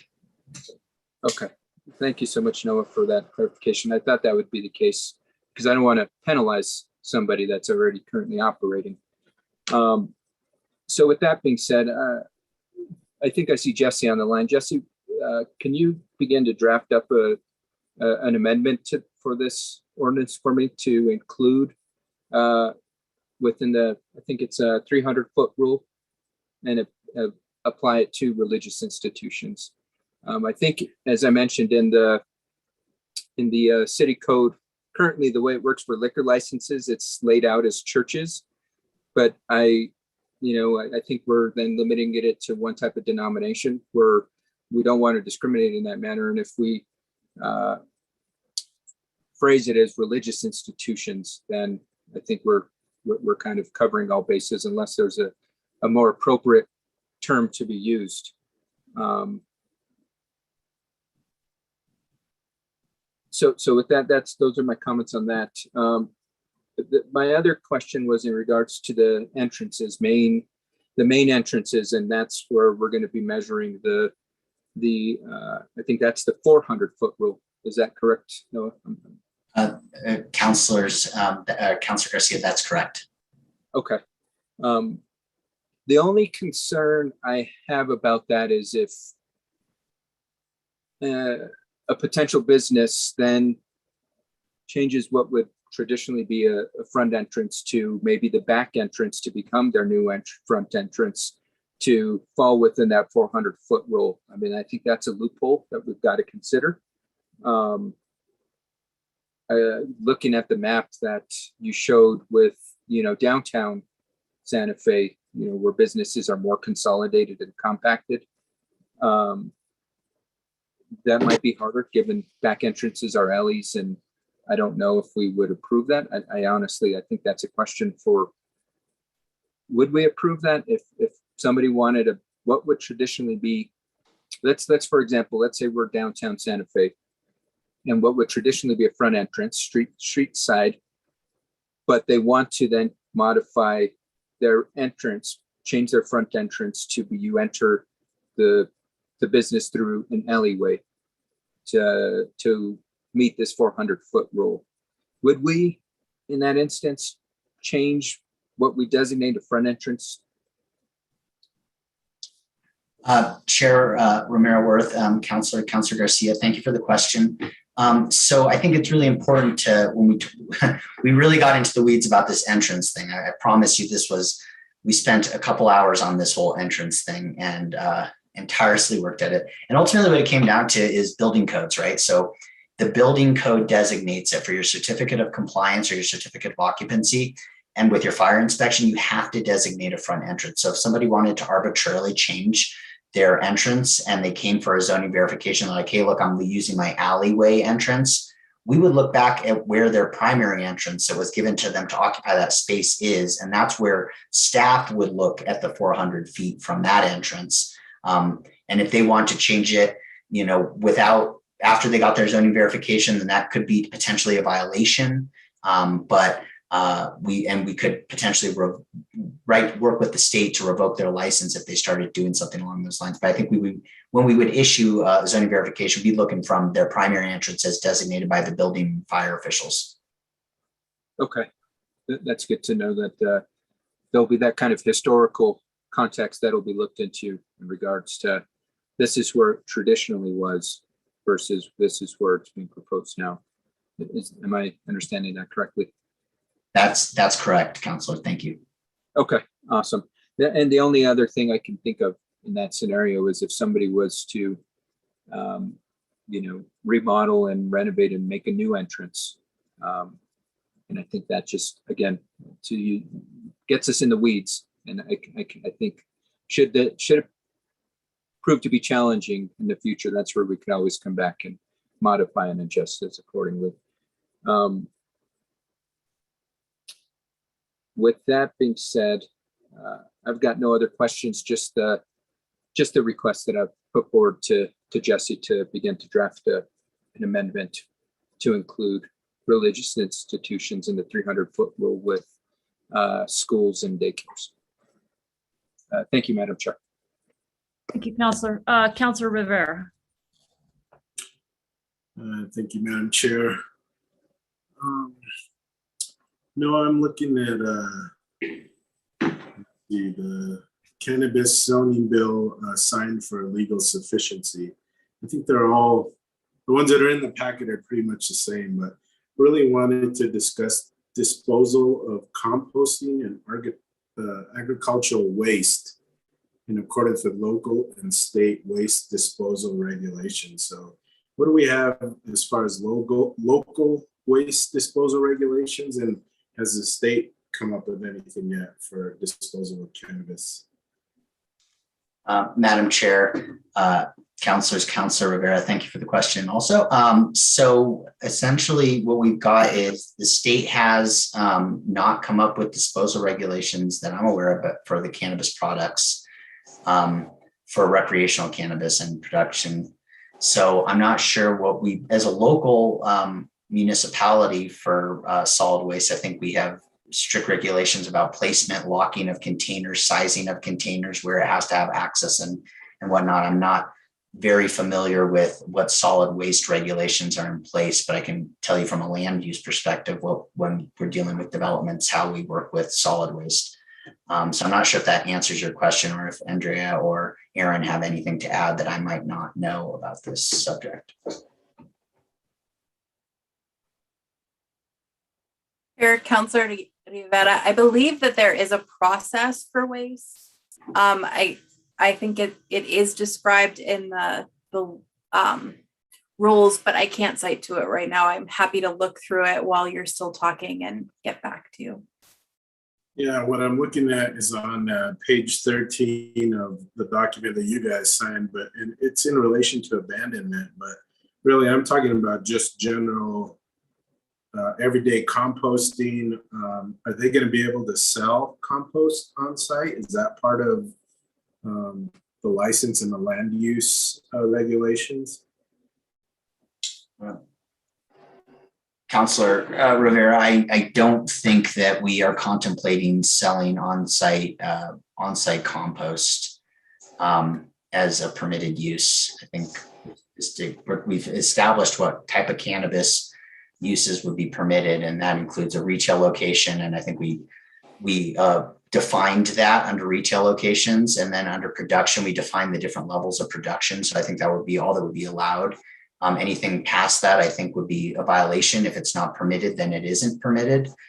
So I don't think it's explicitly says that it would be a permitted use to sell the compost, but I do appreciate the question because it does point us back to the urban agriculture section of our land use code, which was created in 2016, which I don't think really contemplated growing marijuana, but has been used as such throughout the years. I think with those provisions in there, I don't think there wasn't really any changes in terms to that section specifically. I think forthcoming, if there's changes at the state level, I think we could amend the code to address how composting is done or disposal is done of cannabis products. Great. Chair, Councilor Rivera, there is a section in the administrative code rules all about waste and the permitted methods for waste, which has to have a tracking mechanism. And if it is disposed of or used as waste, and I don't think this is exactly compost, but if there is compost, it has to be down to less than 50% of cannabis and mixed with other compost materials to be used for anything else. But they do have strict regulations about tracking and batch numbers and all of that information. So they will be regulating that portion. And they, you mean the state? Yes, Councilor. All right, so it sounds like we're encouraging composting, but we're not allowing the sale of it or the disposal of it, or potentially the disposal of it into the landfill.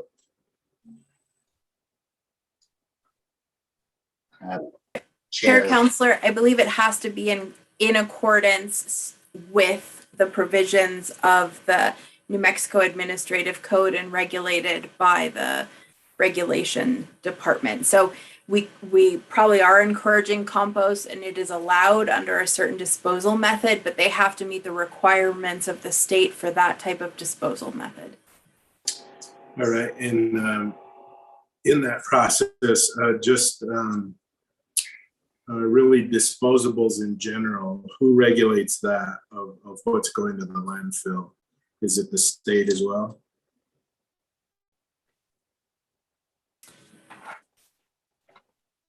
Chair, Councilor Rivera, are you talking about cannabis or just regular refuse in general?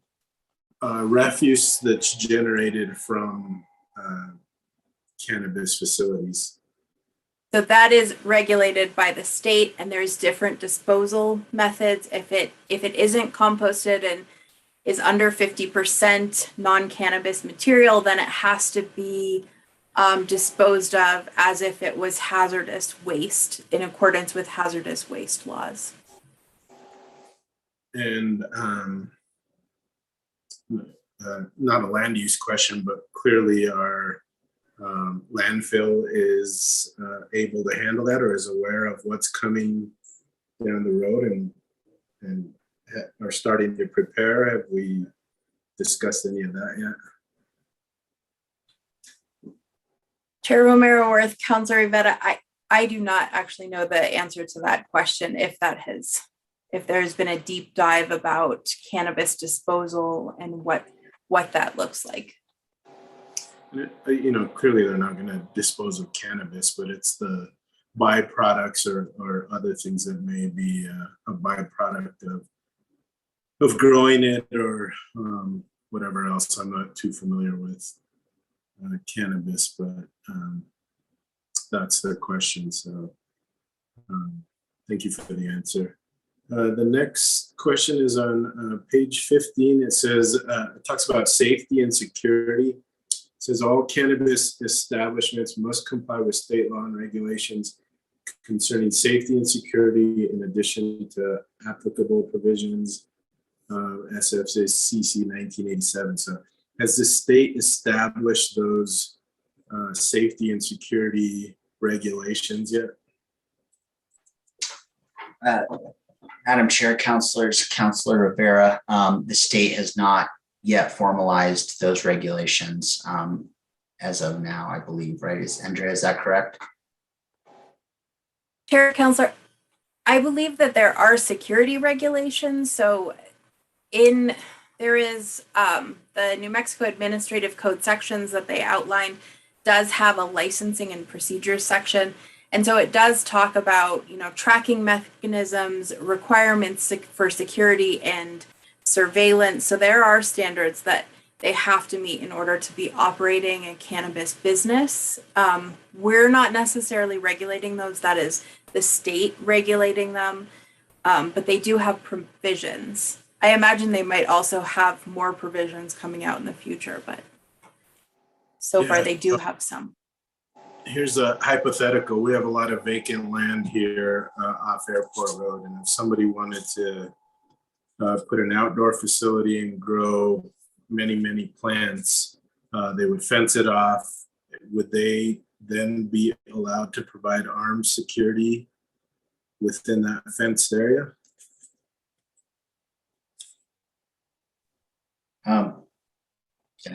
Councilor Rivera, I don't think there's anything that prohibits them from having on-site security.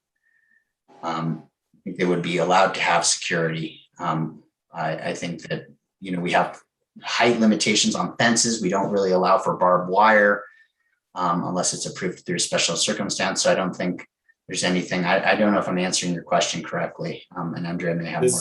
Does the state allow for armed security?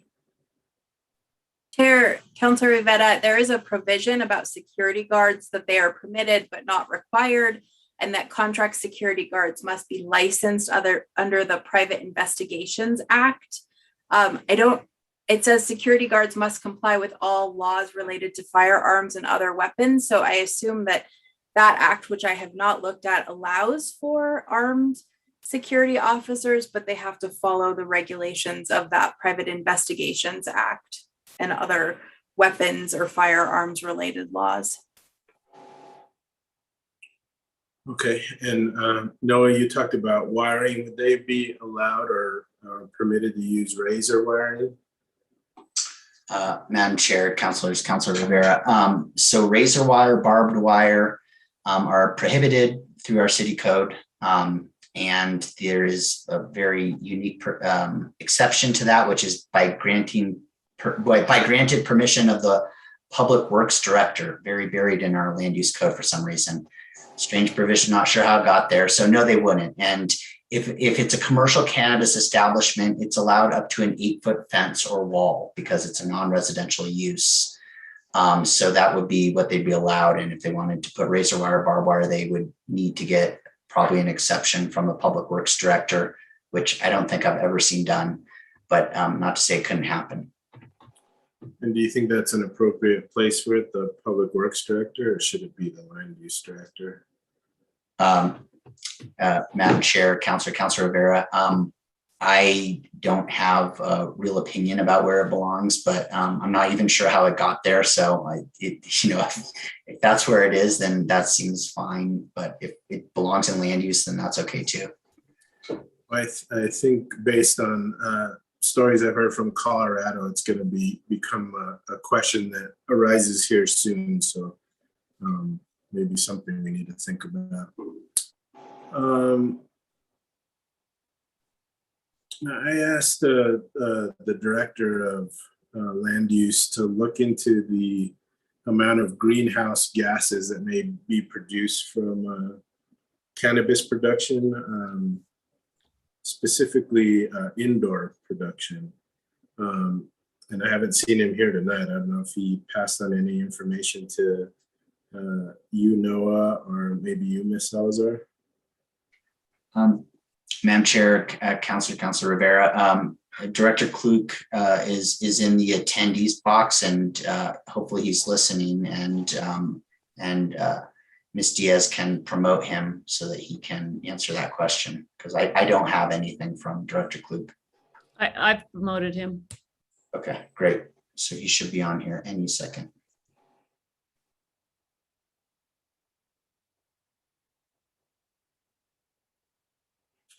Hello, good evening, everybody. Welcome. Thank you, Madam Chair, Councilors, Councilor Rivera. Yes, I apologize. I was trying to pull up the email that I sent you all. It was, I think it was over a month ago. I sent an article that was forwarded to me from Neil Denton, our sustainability officer, regarding the environmental effects of growing marijuana. And apologize, I'm having trouble finding it, but I think basically it wasn't, I wouldn't say it's damning, but there were definitely arguments supporting the fact that it does it does have detrimental environmental effects, or potentially could. Yeah, so I guess Noah or Jason are could we do something in code or in the land use regulations that I guess ask for, I don't know, I'm sure I know the answer to this, but ask for indoor production to use best practices to try to reduce greenhouse gas emissions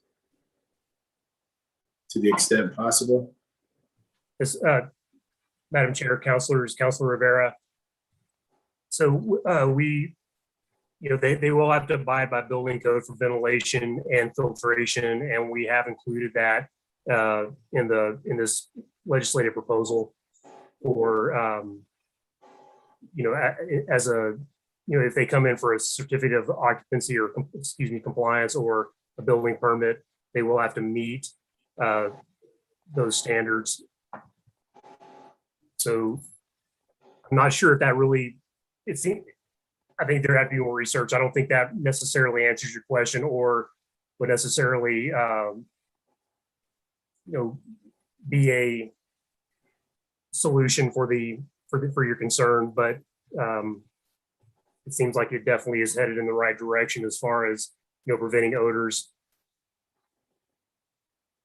Yeah, and the reason I bring this up is there was a recent study in Colorado from Colorado State University that said indoor cannabis accounts for 1.3% of the state's total greenhouse gas emissions, while compared to coal is at 1.8%. So they're really close, and we're trying to meet greenhouse gas emission standard that we've set for ourselves, and this is a little bit of a concern. I'm not sure if we can do anything about it, but just wanted to bring it up. Thank you, Councilor Garcia, for bringing up the 400-foot discussion from retailer to retailer. I think that can be tweaked a little bit, and people could kind of work their way around the law there. And then thank you to my colleagues for talking about canopy size as well. And then religious institutions, in our current rules with alcohol, the religious institutions are allowed to write a letter of approval or saying that they don't mind that that there's liquor being sold within 300 foot. Would that still apply to cannabis? Madam Chair, Councilor Rivera, that's a great question. As I have read the regulations, I don't think they're allowing the same exemptions for liquor licenses to cannabis licenses. I don't think there's going to be waivers to that as been written right now. I too was thinking about that too and wondering the same exact question, but I don't think that's been built into this cannabis establishment. I think it's just a hard no if you're within that distance. Okay, and then similar to liquor, we have there's an appeal process now, or if the applicant doesn't agree with what the city regulations are or what we've established, there's an appeal process through the state. Does that still hold true with cannabis as well? Madam Chair, Councilor Rivera. So the variance process, so I guess it's kind of a multi-pronged kind of question, right? So a use, if they're not allowed in a district, there's no variance process to that. There's no exemption to that. You need to be rezoned, right? That is our normal process to allow for uses that wouldn't normally be allowed in the district that you're given. Any of the regulations, like the 300-foot regulation that's set up by the state, but the city has adopted, I don't think there'd be a variance request to that. But perhaps for the distance requirement, I would imagine that we would treat it just like we treat liquor license and not allow for variances to that for the distances. So the framework for how variance would be taken through this, I don't think have really been established yet through the policies and procedures type of thing. But my quick answer would be there's probably no variance procedures to these regulations. They're just zoning regulations that pertain to a type of use in a district, and this is how the use is regulated in the district. And if you don't want to use that use, then you go to a different type of use. It wasn't too long ago that the Giant, which is catty corner to Sweeney Elementary School, was denied a liquor license because they were within 300 feet of the school, and that was overturned by the state. What I'm asking is, does the state have the ability to overturn those decisions made, whether it's by city council or a hearing officer, whatever we decide?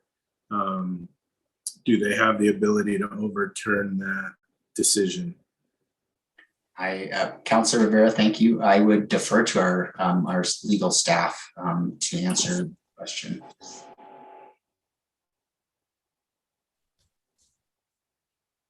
Here, Counselor, I believe the city attorney might have an answer. Andrea and I are looking at each other. Chairwoman Romero-Worth, Councilor Rivera, this will be it is separately regulated by the state. So I'm looking at our liquor, what the appeal procedure for liquor licenses.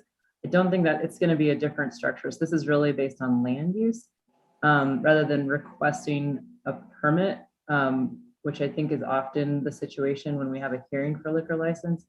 I can look further and get you a better answer, but I don't think there's going to really be an appeal. What could happen is if we regulate too much to the extent that someone claims that we're prohibiting the ability to sell cannabis in the city, then our ordinances could be appealed in general, not as to a particular retail establishment, but just as to the overarching construct. So if we were to require so much distance between various things that there just is not an ability for new establishments to come into Santa Fe, that would be a problem. And I think our ordinance could be disputed in that sense, and it could be taken to court and challenged. But as to a particular area, I don't think an appeal would make sense if it's not a permitted use in that area. Okay, and then lastly, regarding water use. So if you have, let's say, a warehouse that uses very little water now, and they want to turn it into an indoor cannabis facility that uses significantly more water, how is that handled? I know with new construction, they have to bring in their own water rights. How does it work with cannabis industry taking over an existing warehouse? Chairwoman and Councilor Rivera, I would say that basically what we would, in that scenario, they would have to have a separate water meter for their new use for cannabis, and they would have to be required to do a water budget and provide the credits for that establishment. And we have been working with our water company or the water division to go ahead and look at, is cannabis have more or less water consumption than any other operations? And we're working to get some information, at least by the time we get to council, because I know that's a huge concern, is about the water usage. But as far as the regulatory framework, they would have to produce the credits and do a separate meter for, because they would treat it as such a use that would require a separate meter, and they'd have to do a water budget for it. Very good, thank you. I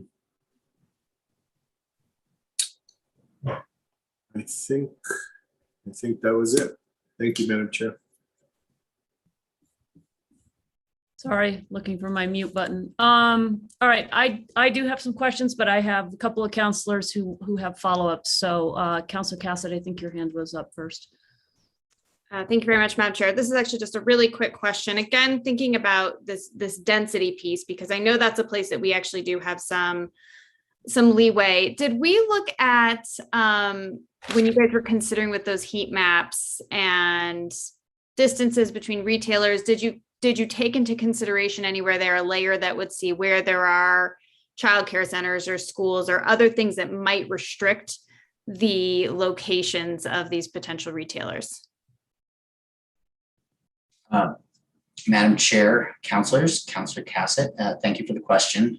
So we didn't look at that and as part of our consideration. I think we figured that any new establishments wouldn't be allowed within the 300 feet, and existing establishments that were within 300 feet, which we didn't inventory, so I couldn't tell you precisely how many there were or are, would be grandfathered in. So we didn't really look at that. I think we're more concentrated in our analysis of just looking at what might be the right density.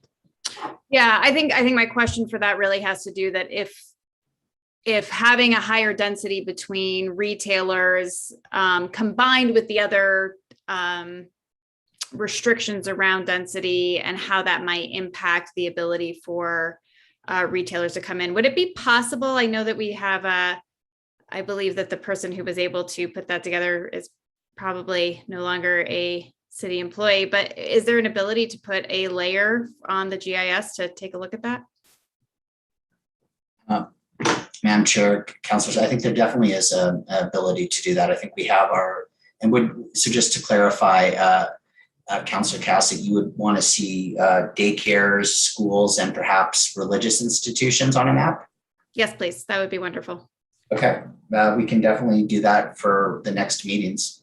Okay, great. That was all. Thank you so much. Director Klug, did you want to weigh in on that question? Your hand is up before I go to Councilwoman Villarreal. You're on mute, I'm afraid.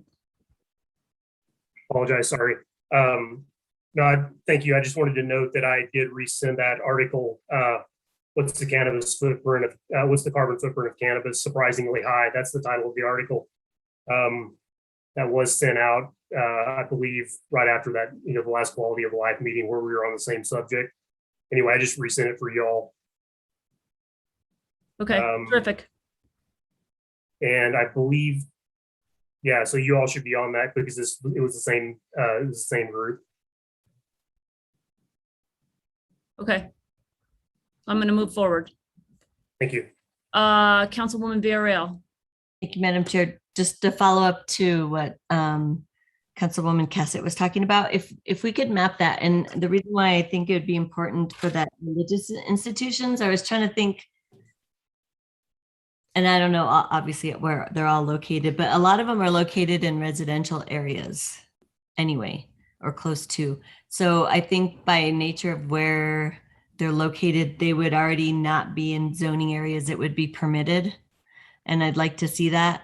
And I just want to put a word of caution out there. Warehouse 21 was used at one point for a religious space, for a religious institution, and it became problematic for the businesses around it that wanted to do, I know this is different, but they wanted to have a permit for an event to have liquor, and they couldn't do it, and they had to get permission, and it just got a lot more complicated. And it was because this space was being occupied by intermittently, it wasn't their main use of that space. But I don't want us to fall into something like that, where we have a space that's also used for other purposes, not just religious institutions and practices. And then it prevents somebody from being able to start a cannabis business. So I don't know, to your best of your ability, Noah, to be able to try to map religious institutions that are established. And some of them are not necessarily, they're kind of off the radar too. So I don't know. I'm still perplexed by that. And then looking at other places, I didn't see any cannabis zoning rules that apply to religious institutions in other states. So I'm just curious about that. Even in like smaller municipalities that were a little bit more conservative, say, than like maybe a larger city. So I'm just curious if there was any other place that did that, that you all researched. I'm not opposed to it. I'm just trying to figure out like if they already would end up being protected by our current zoning anyway. So Madam Chair, Councilwoman Villarreal, I think that basically we we started the conversation and then the policy subcommittee kind of just put like, nope, we're not even considering that. And I think that's as far, but I think it's a really good point that looking around at researching if other places are doing that. I'm not sure, so I couldn't answer you that. So we can definitely look into that. okay, thank you. That's all. Okay, I've got a couple of questions. I just want to, some of these are clarifications. So in your presentation, Noah, I think it was you who said, and it was confusing to me, 33 medical establishments in the city and the county, or just in the city? Madam Chair, thank you. That was actually Andrea, and I think it was during her map, and I think it was in the county and city combined. There's that many, and I think there's 20 somewhat in the city limits right now. 20 some odd. Is that what you just said? 20 some odd, yeah.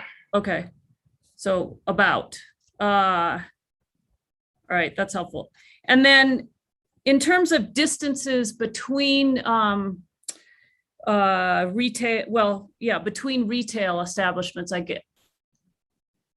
Well, this is a question I have throughout. We're talking about retail, not the manufacturing. The distance between is the Planning Commission recommended 400 feet and the county adopted 200 feet. Do I have that right, or can you? Madam Chair. Yeah, thank you, Madam Chair, for that for that question. So the county chose to do between retail establishments only, not production or any of the other categories, 200 feet. That was what they chose. Albuquerque is currently considering 600 feet. And the city of Santa Fe, as proposed in the legislation that was passed or recommended by the policy subcommittee and ultimately by the Planning Commission, we're recommending 400 feet. Okay, and we're only talking about that between retail. We're not talking about that between manufacturing or micro businesses or anything like that. Madam Chair, thank you. So yes, in general, yes. The answer to your question is yes, between retail establishments. But if there's a retail establishment that has a production component to it, we're just measuring between the retail components. So it could be a vertically integrated micro business or a vertically integrated business where it has a combination of production and retail. And in that scenario, if there were two of those types, or there was a retail that was located near a vertically integrated production, we would be looking at the 400-foot separation. Otherwise, if it's production or production, no distance requirement, or manufacturing, no distance. Okay. And I think you said, and I'm looking at your slide number 7, and again, I'm just trying to confirm, where you talked about a commercial cannabis establishment would include one category for cannabis retail, and then the other bold is cannabis consumption area. And I think you said the state has not regulated either one of these yet, and we're just starting to talk about these. Just, did I get that right? You're starting to get us thinking about that. Yes, that's correct, Madam Chair.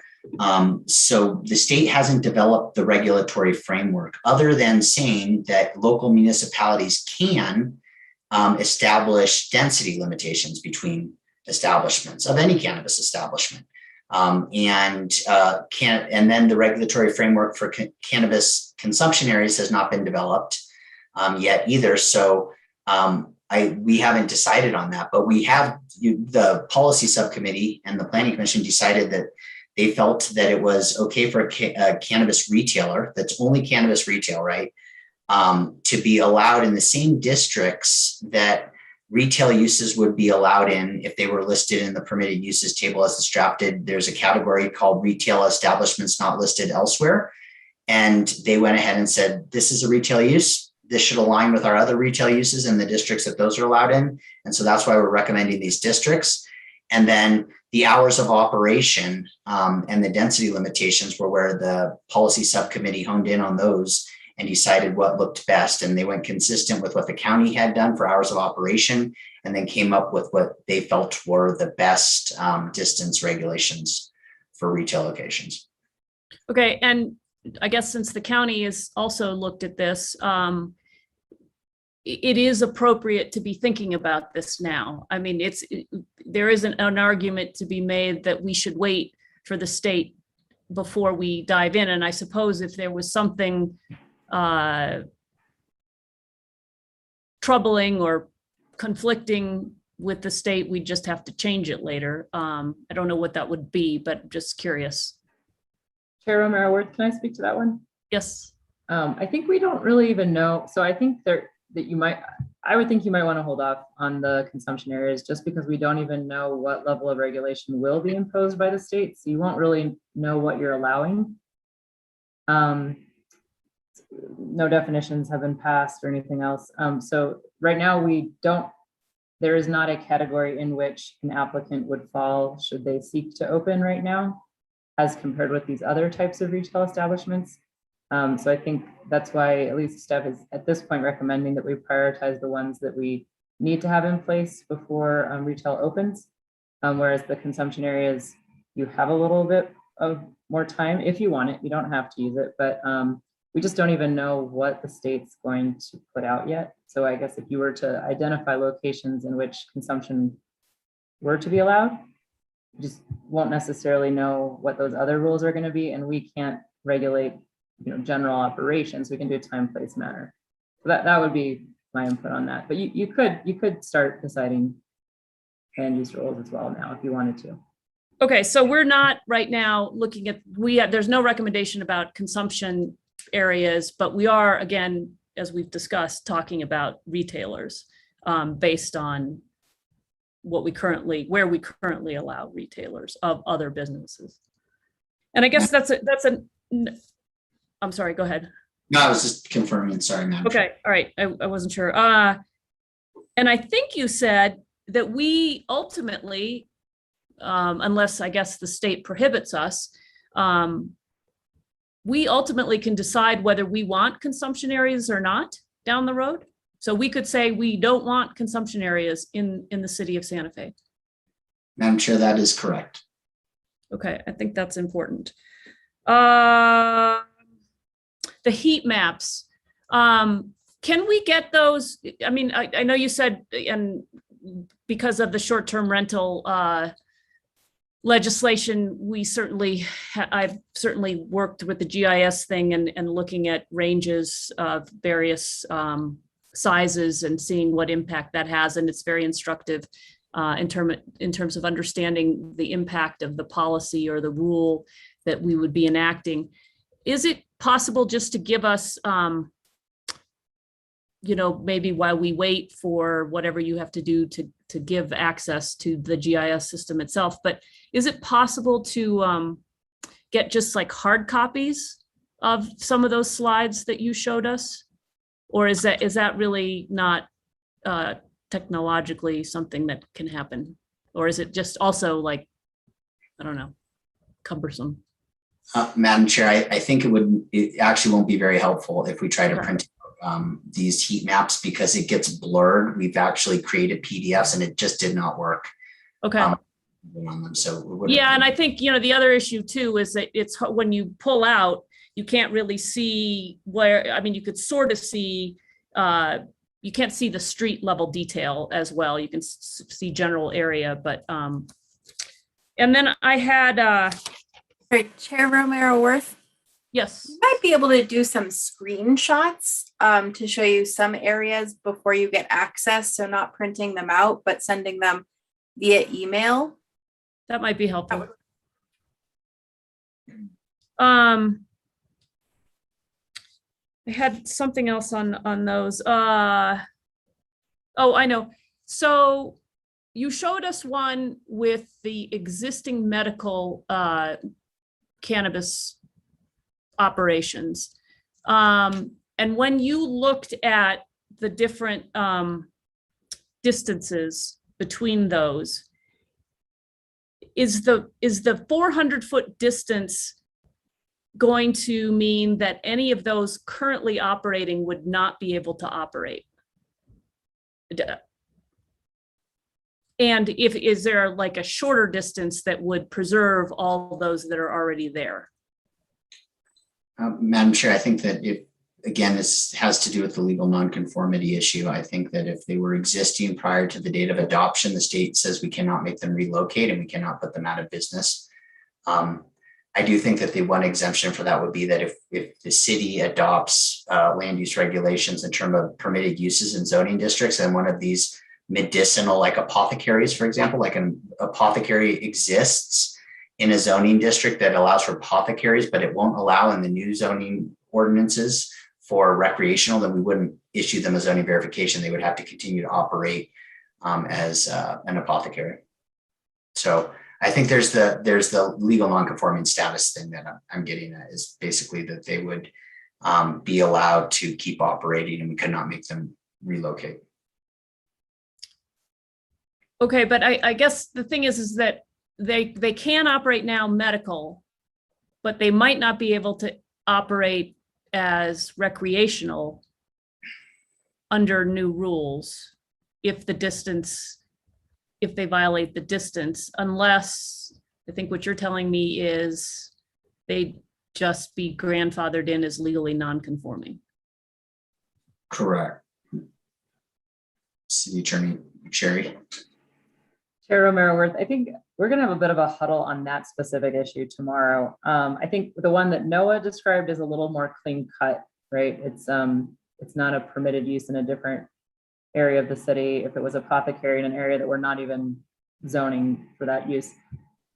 I want to understand a little bit more about the intent of producers in areas that are zoned for retail, for non-medical retail, for recreational retail.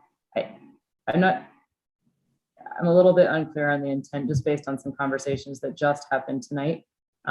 So I think we need to clarify that, and we might have a choice there, but I'm not sure. Okay. All right. So that's a what do you say? A outstanding issue. So going back to canopy size, completely understand that I think what the change that you made, City Attorney McSherry, about, they didn't differentiate, created a bunch of canopy sizes, but then all the places where they were all the same. But I guess if we were to look at canopy sizes, a couple questions. All right, one, I think Noah said no other city has done that yet. Is not looking at canopy size as a way to differentiate between. I'm sure that's correct based on my research, and I will put out there are a lot of cities and municipalities in New Mexico who are scrambling to make regulations right now. And the most common theme is that they are going with the state's kind of definitions, the state's kind of guidance to make it consistent with the state. So they're basing the sizing off of number of plants. So that was what I saw and heard from different cities and municipalities. Okay, and then recognizing that we, New Mexico, are new to this, did we look at, say, Colorado, California, people who have been in this business longer? I mean, are they using canopies or number of plants as the regulating factor? Madam Chair, the policy subcommittee did a lot of work on this, a lot of research. One of the policy subcommittee members actually touched base with a family friend who produces in LA, and that was kind of where this recommendation stemmed from, was was that policy subcommittee's basically feedback that they got from the producer. So that was looked at and recommended by one subcommittee member, and then the rest of the subcommittee then caught on to it. So I think Assistant City Attorney Salazar had looked at a few different regulations in relations to this as well, and I would defer to her to see what she found. Chair Romero-Worth, I did not do extensive canopy research. So what I did do was I looked at some licensing in California to see whether they were differentiating in their licenses on canopy size. And what I found was that they had a micro producer and a cannabis producer. And once you triggered the cannabis producer, the zoning regulations then had canopy size. But I didn't investigate further in each jurisdiction as to how that was applied in their zoning code. So. Okay, and that's sort of what's happening here, right? I think you've stated that in earlier questioning. Yes, Chair. Okay, so, and I guess, and City Attorney McSherry, you said we could differentiate based on canopy size, but I guess that sort of begs the question, if we wanted to, what would be the criteria and what would we base our determination on in terms of different rules for different cannabis sizes? And that to me is like a level of expertise that I'm not sure we have, and I don't know that staff is even recommending that we, I mean, yeah, we can do it, but what's our reasoning for it? What's our purpose in doing it? That's the piece I don't really understand, I guess. Sure, Romero-Worth, I think if there were particular concerns, we could do factual research on them, but I think we don't necessarily know, what would be the policy goal in order to do that research, in order to identify that. So I wasn't part of those discussions, so I don't know if there were any particular policy goals that yeah, and I don't know what our Noah policy goal would be around that. Yeah. Okay.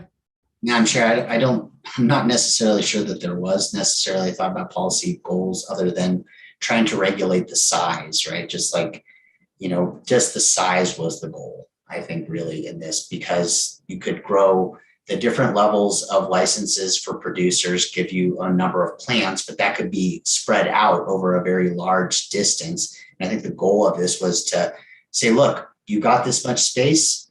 This is the amount of area you're allowed to grow in. You can grow as many plants as you want within this area. I think so. It really had to do with sizing was kind of the goal there. And like I said, the policy subcommittee, they thought, or at least one of the subcommittee members who came up with the canopy issue said that when they talked to their person in LA, that person kind of laughed at the way that New Mexico is adopting regulations based on mature plants rather than sizes of canopy. And so then that policy subcommittee member looked more into it. So that's where I think it came from. And yeah, it's a little concerning to me. That to me seems a little anecdotal. We've got one person in the state of California making this suggestion. I mean, I guess I'd be more curious if, I don't know, more than that one person thinks that's something we ought to be doing. All right.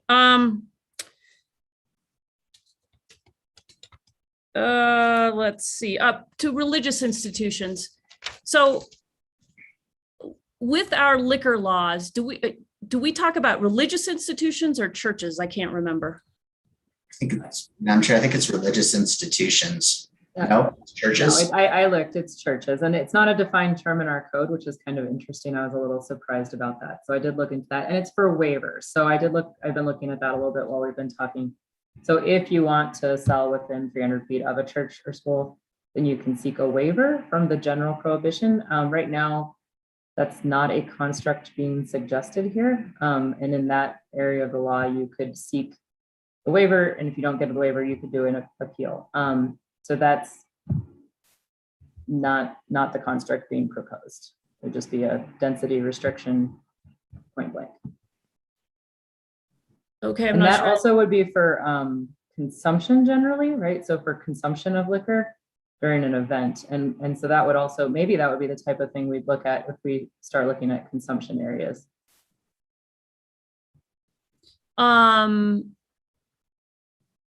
Yeah, so I'm a little worried about religious institutions, and I think it was Councilwoman Villarreal that touched on this a little bit about, I mean, that's a pretty broad brush.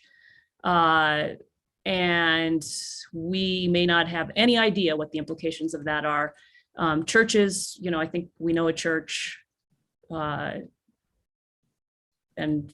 you know, we would maybe understand that, but and then I guess I was confused too. Noah, you said something in response to Councilor Rivera about when he was talking about waivers and whether we could do that.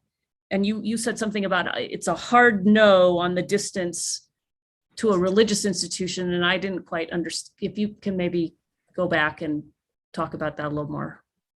Thank you, Madam Chair. I think the context that was coming in is are there any waivers or variances to these regulations, if I recall correctly, and to the regulations that the zoning code would have for commercial cannabis establishments? Like, would there be any kind of special exceptions or waivers or variances to those? And I felt that since it's a type of use and the use is stipulated, here's how you can have the use and the regulatory framework for the use, that there wouldn't be any type of variances to that.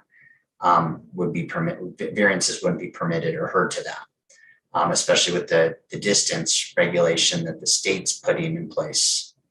I don't think unless the state offers any relief to that distance that the city would be able to have relief to the distances in terms of daycares and schools. Yeah, so I guess that's where I'm confused. So it's because the state is dictating it that we can't create variances. Chair Romer, I think we wouldn't be able to create a variance from the state's level. We probably could create a variance system for our difference from that number if we wished to. It doesn't sound like we've proposed one at this point. We have not. I did not see it. Yeah, and I guess that's the question is, I mean, we don't have it, but it's not that we don't have the power to do it if that's what we wanted. I guess, and just for that, probably distinct the amount of difference that we would have with the state. Yes, probably for that amount. Okay, I'll look at that some more. So, and the primary entrance being the point or the standard by which the measurement is taken, is that taken from other cities with experience in this area, or where did that come from? Madam Chair, I think that was a recommendation of the Planning Commission with staff's guidance and feedback on that. So that isn't the way other cities, say in Colorado or California or some of these states that have more experience, cities that have more experience with this, that's not the point of measurement they use. What would they use? Is there a standard? Madam Chair, I'm not sure what other cities would use on this exact criteria, but Director Klug has his mic unmuted, so I thought maybe he had some feedback on that because he did help with this as well. Thank you. Thank you. I apologize 1 second. Thank you, Madam Chair. So the challenges that I think Noah mentioned earlier is, with using the, similar to the STR density, the proximity rule that we have in place, using the property line, is that, the property lines vary, wildly across the city. They're very dense, downtown. And then, for example, the Santa Fe Place Mall has a giant property line. So, if we use property lines, we can only have one, retail establishment within that, within the mall. So we were struggling, everyone involved was struggling on how to, grapple with that. It came up as a suggestion that we should, reconsider it by Commissioner Hogan at the Planning Commission meeting where this was approved.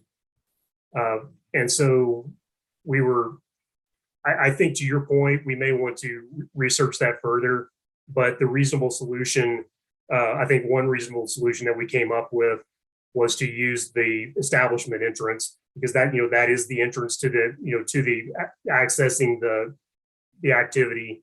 And so measuring from entrance to entrance would make sense as a factor that would allow us to, reasonably set that proximity.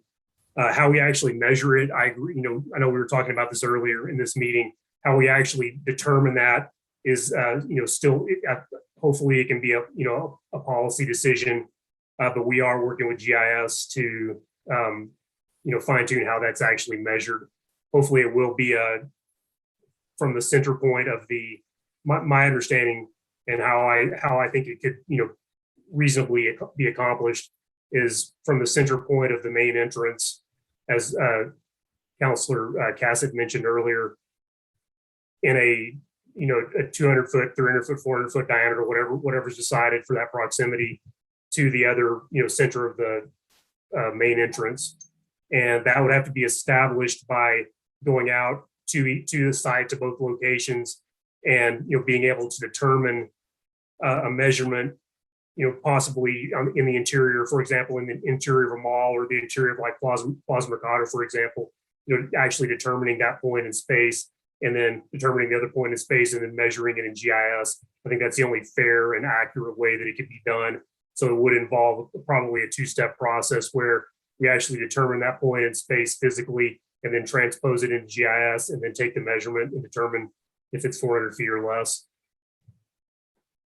So the only thing that concerns me about that is, and sort of, we learned this through the short-term rental discussion, we had adjacent as the, if you were adjacent, then you couldn't have one. And we had trouble interpreting that. Now, it seems to me that if you're measuring and we're not linear, right?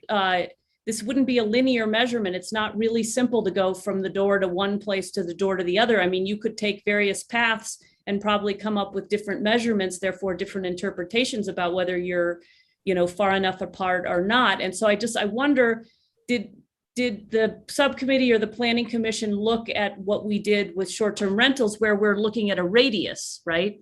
So maybe it's within a certain radius rather than the distance from front door to front door. Yeah.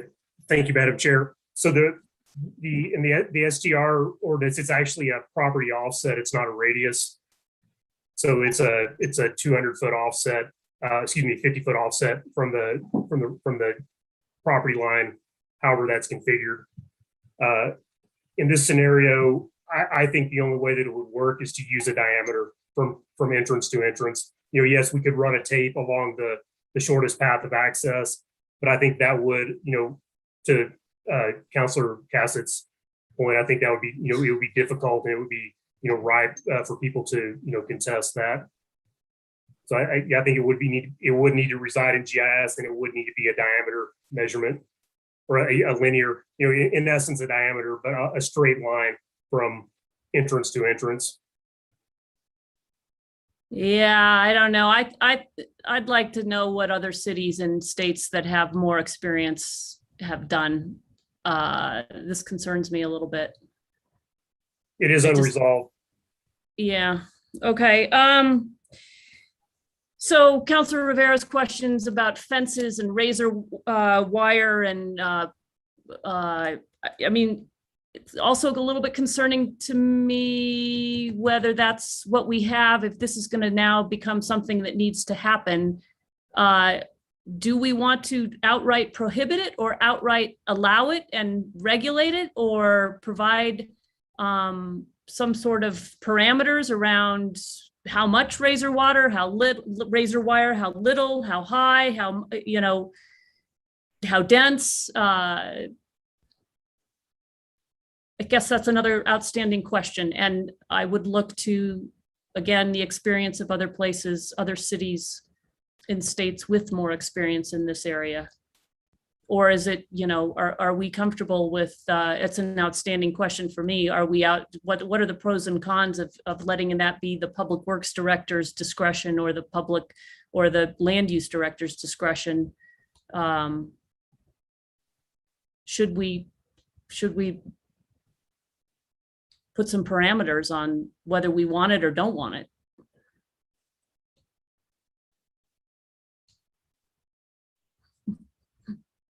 Ah, come on. What do you think?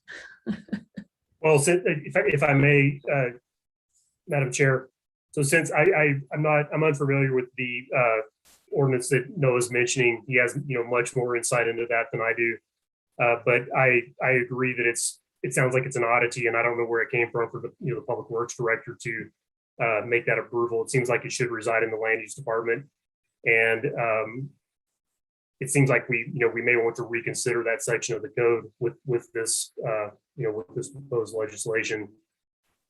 Well, and I wonder, should we say if we're going to allow this, or if this is something that has been found to be beneficial for these kinds of facilities, again, in other states with more experience, is it, if we're going to start seeing this stuff, what do we want it to look like? What's enough razor wire to provide the protection that's necessary, you know, without getting something that's just awful? I don't know. Anyway, that's an outstanding question for me. I just want to go back to the cannabis disposal question as well. I can't remember where I asked. I know I asked the question when there was a presentation to the governing body, but there was also a webinar where the superintendent of the New Mexico Regulation and Licensing Department was present, Linda Trujillo, and she did, and I think when I asked the question initially, I was concerned because a constituent of mine is very concerned about dumpster diving, and I think the regulations that are coming around how you dispose of the waste from these facilities, you know, is clearly something of concern in the industry and for the public safety. And so I just want to confirm that, you know, she did talk about having to grind it down, and you have to basically grind it into nothing and then mix it with something like dirt so that there's no way it has any value when it's disposed of. I think the selling of compost is sort of an interesting idea. I don't know whether the state has thought about that. I mean, they did spend an awful lot of time both in making the law and in making the regulations. So I'd be curious if that is been addressed somewhere, and or whether the way it's disposed of doesn't really create any compost, because I think you do have to mix it again with a substance like dirt. So I don't know what kind of value then it has as compost, but I'm not a gardener, so I don't know, but that's an outstanding question. All right, so those are, I think, the questions I had for now. If there are no other questions from the committee, I think we do understand that there's some things that have come up here tonight that are going to require more thought, more work as we move this forward. I think we are under a time crunch to get this done. So I would like to get a motion from the committee. I think we need to move this on, and wonder what the committee would like to do. Madam Chair, can I ask a quick question of the city attorney? Sure. Yeah, so I imagine there are going to be quite a bit of amendments to this, and this still has to go to Finance, Public Works, and then finally to the governing body with a public hearing. Could those amendments be incorporated into it, if they're legally acceptable, be incorporated into the document as it goes through the process? So when we get to the end stage, we're not dealing with amendments from all 8 of us, potentially 9 of us, with regards to how this moves forward. Chairwoman Romero-Worth, Councilor Rivera. I'm not that's just not how our process is set up right now in terms of the linear. We don't have a linear process, so no one committee really has an ability to modify, but you can certainly, we could make a red line including any of the proposed amendments so that we could see them all at once. The one amendment I've heard about tonight that might be an issue with regard to the caption is if the razor wire is addressed in a totally different chapter, then that would be a different section, which we could absolutely introduce another piece of legislation and address that separately. But if we added that to this one, we might need to republish the caption. I think the other things we've talked about all fall essentially within the scope of what we're already addressing, just they're slight deviations from what we already have on paper. Yeah, I'm just trying to make the process easier at the end point where, you're not dealing with, 65 amendments that we've all put out. So, but if that's what we have to do, that's what we have to do. I appreciate that. Thank you. Yeah. I think the red line, as we've seen in other bills where there have been a lot of amendments and some complexity, have proven very useful. Yeah, and if I can, on that point, Jesse in the past has done amendments color coded based on which counselors made the amendments, and that's been extremely helpful. So in something like this, that would be fantastic. Counselors, that makes a lot of sense. I think we'll plan on doing that. Thank you, Madam Chair. Okay, what's the pleasure of the committee? Don't look so horrified. I think overall, this has been a pretty good process. I think it's a pretty good bill that's been moving forward. So I'll make a motion to approve. Is there a second? Second. Okay, we have a motion from Councilor Rivera, a second from Councilwoman Villarreal, and is there discussion? I just want to, when I have more brain power, I would like to understand better how we can strengthen the canopy piece. So it makes sense to staff. It makes sense to the general public. I don't know. I think that to me, I want to also make sure the general public understands it because our code is hard enough to understand. So just trying to simplify things. So I guess in the next iteration, finance, can staff provide a recommendation for that piece? Councilor Mayor, Councilor Villarreal, would it be with the goal of keeping larger canopy sizes out of certain types of areas and we propose it like that, or like how do you want to treat the different sizes differently? I'm not sure. Let me I have to think about this one. Have some fuel in me. I'm super hungry right now. So yeah, I guess I'll have to get back to you about that. I just agree with Chair Romero Worth that I don't have expertise in this. I don't know what the right path forward is. That's why I was like hoping that maybe somewhere else, another jurisdiction had a better grasp, another, method of utilizing canopy that makes sense. Noah, did you want to weigh in on this?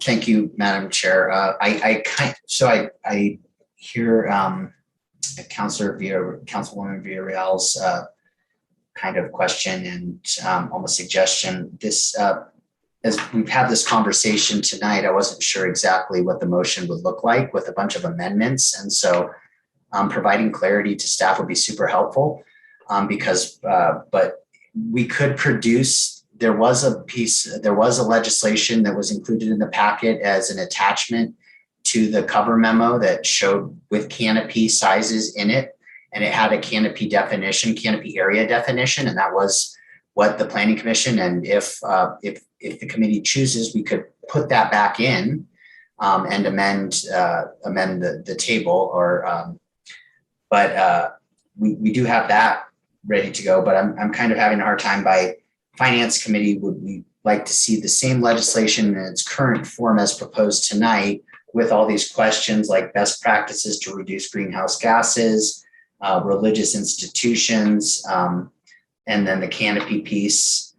Is that something that would want to be heard at Finance Committee for the next one? And City Attorney McSherry is kind of chiming in there. Sorry.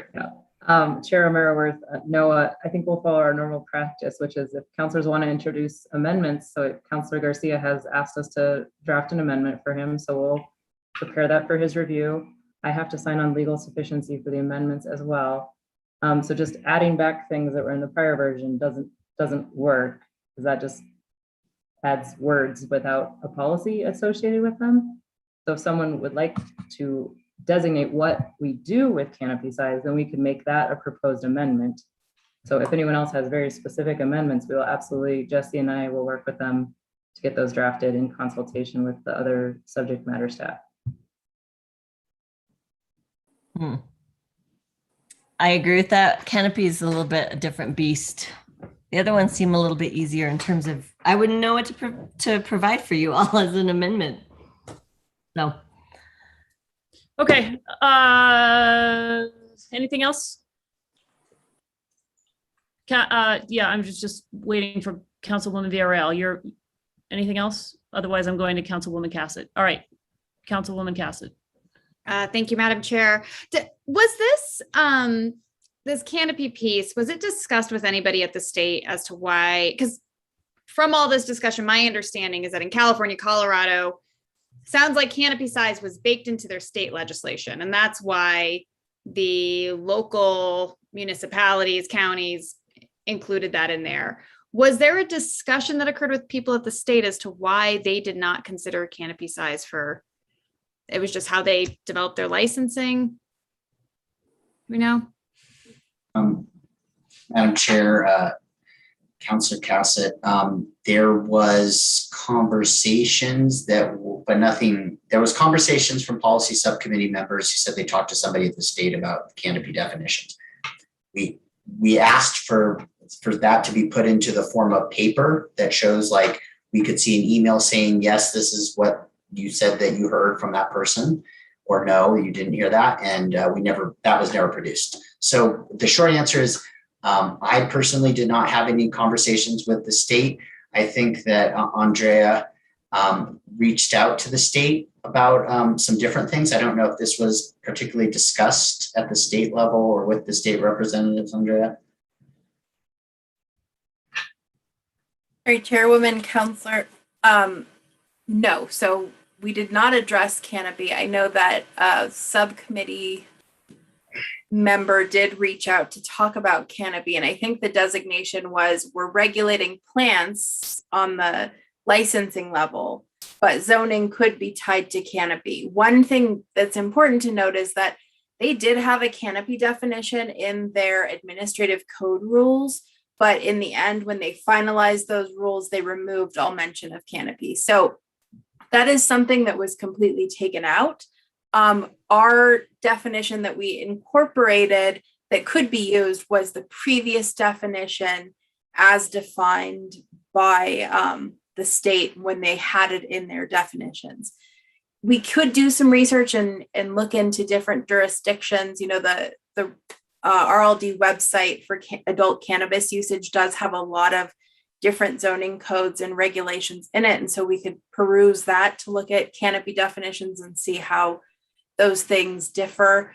But one thing that we did talk about was that there was a request to measure canopy size based on mature plants and where they're going to be. And that is problematic at the point of this zoning letter and building permit, is how do you know how big the mature plants are because they haven't grown yet. So that was a bit of a disconnect that we did talk about.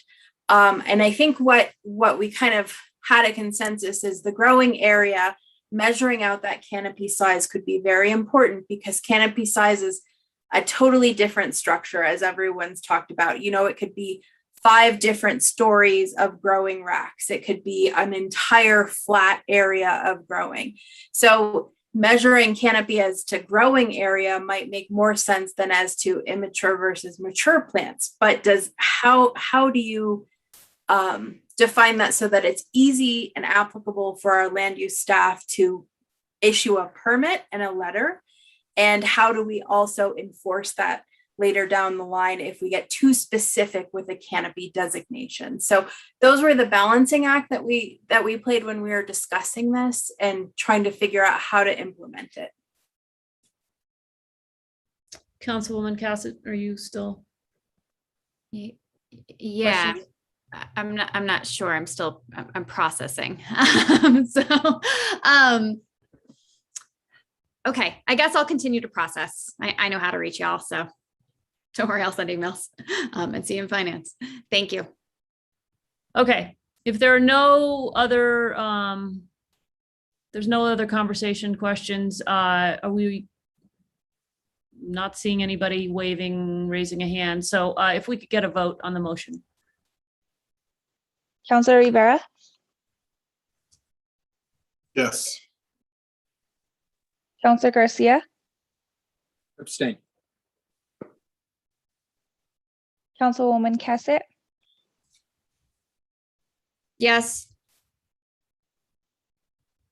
Councilwoman Villarreal, Maybe, just kidding. Yes.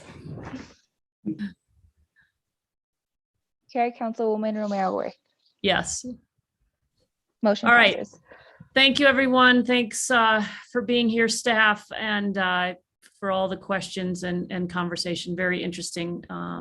And we'll be learning more and as we move this along. So thanks, everybody. All right, we don't have any action items. We do not have an executive session. Are there matters from staff? Don't think we have matters from staff. Matters from the committee. Matters from the chair. Our next meeting, Wednesday, October 6th. We'll see you all next time. Good night, everybody.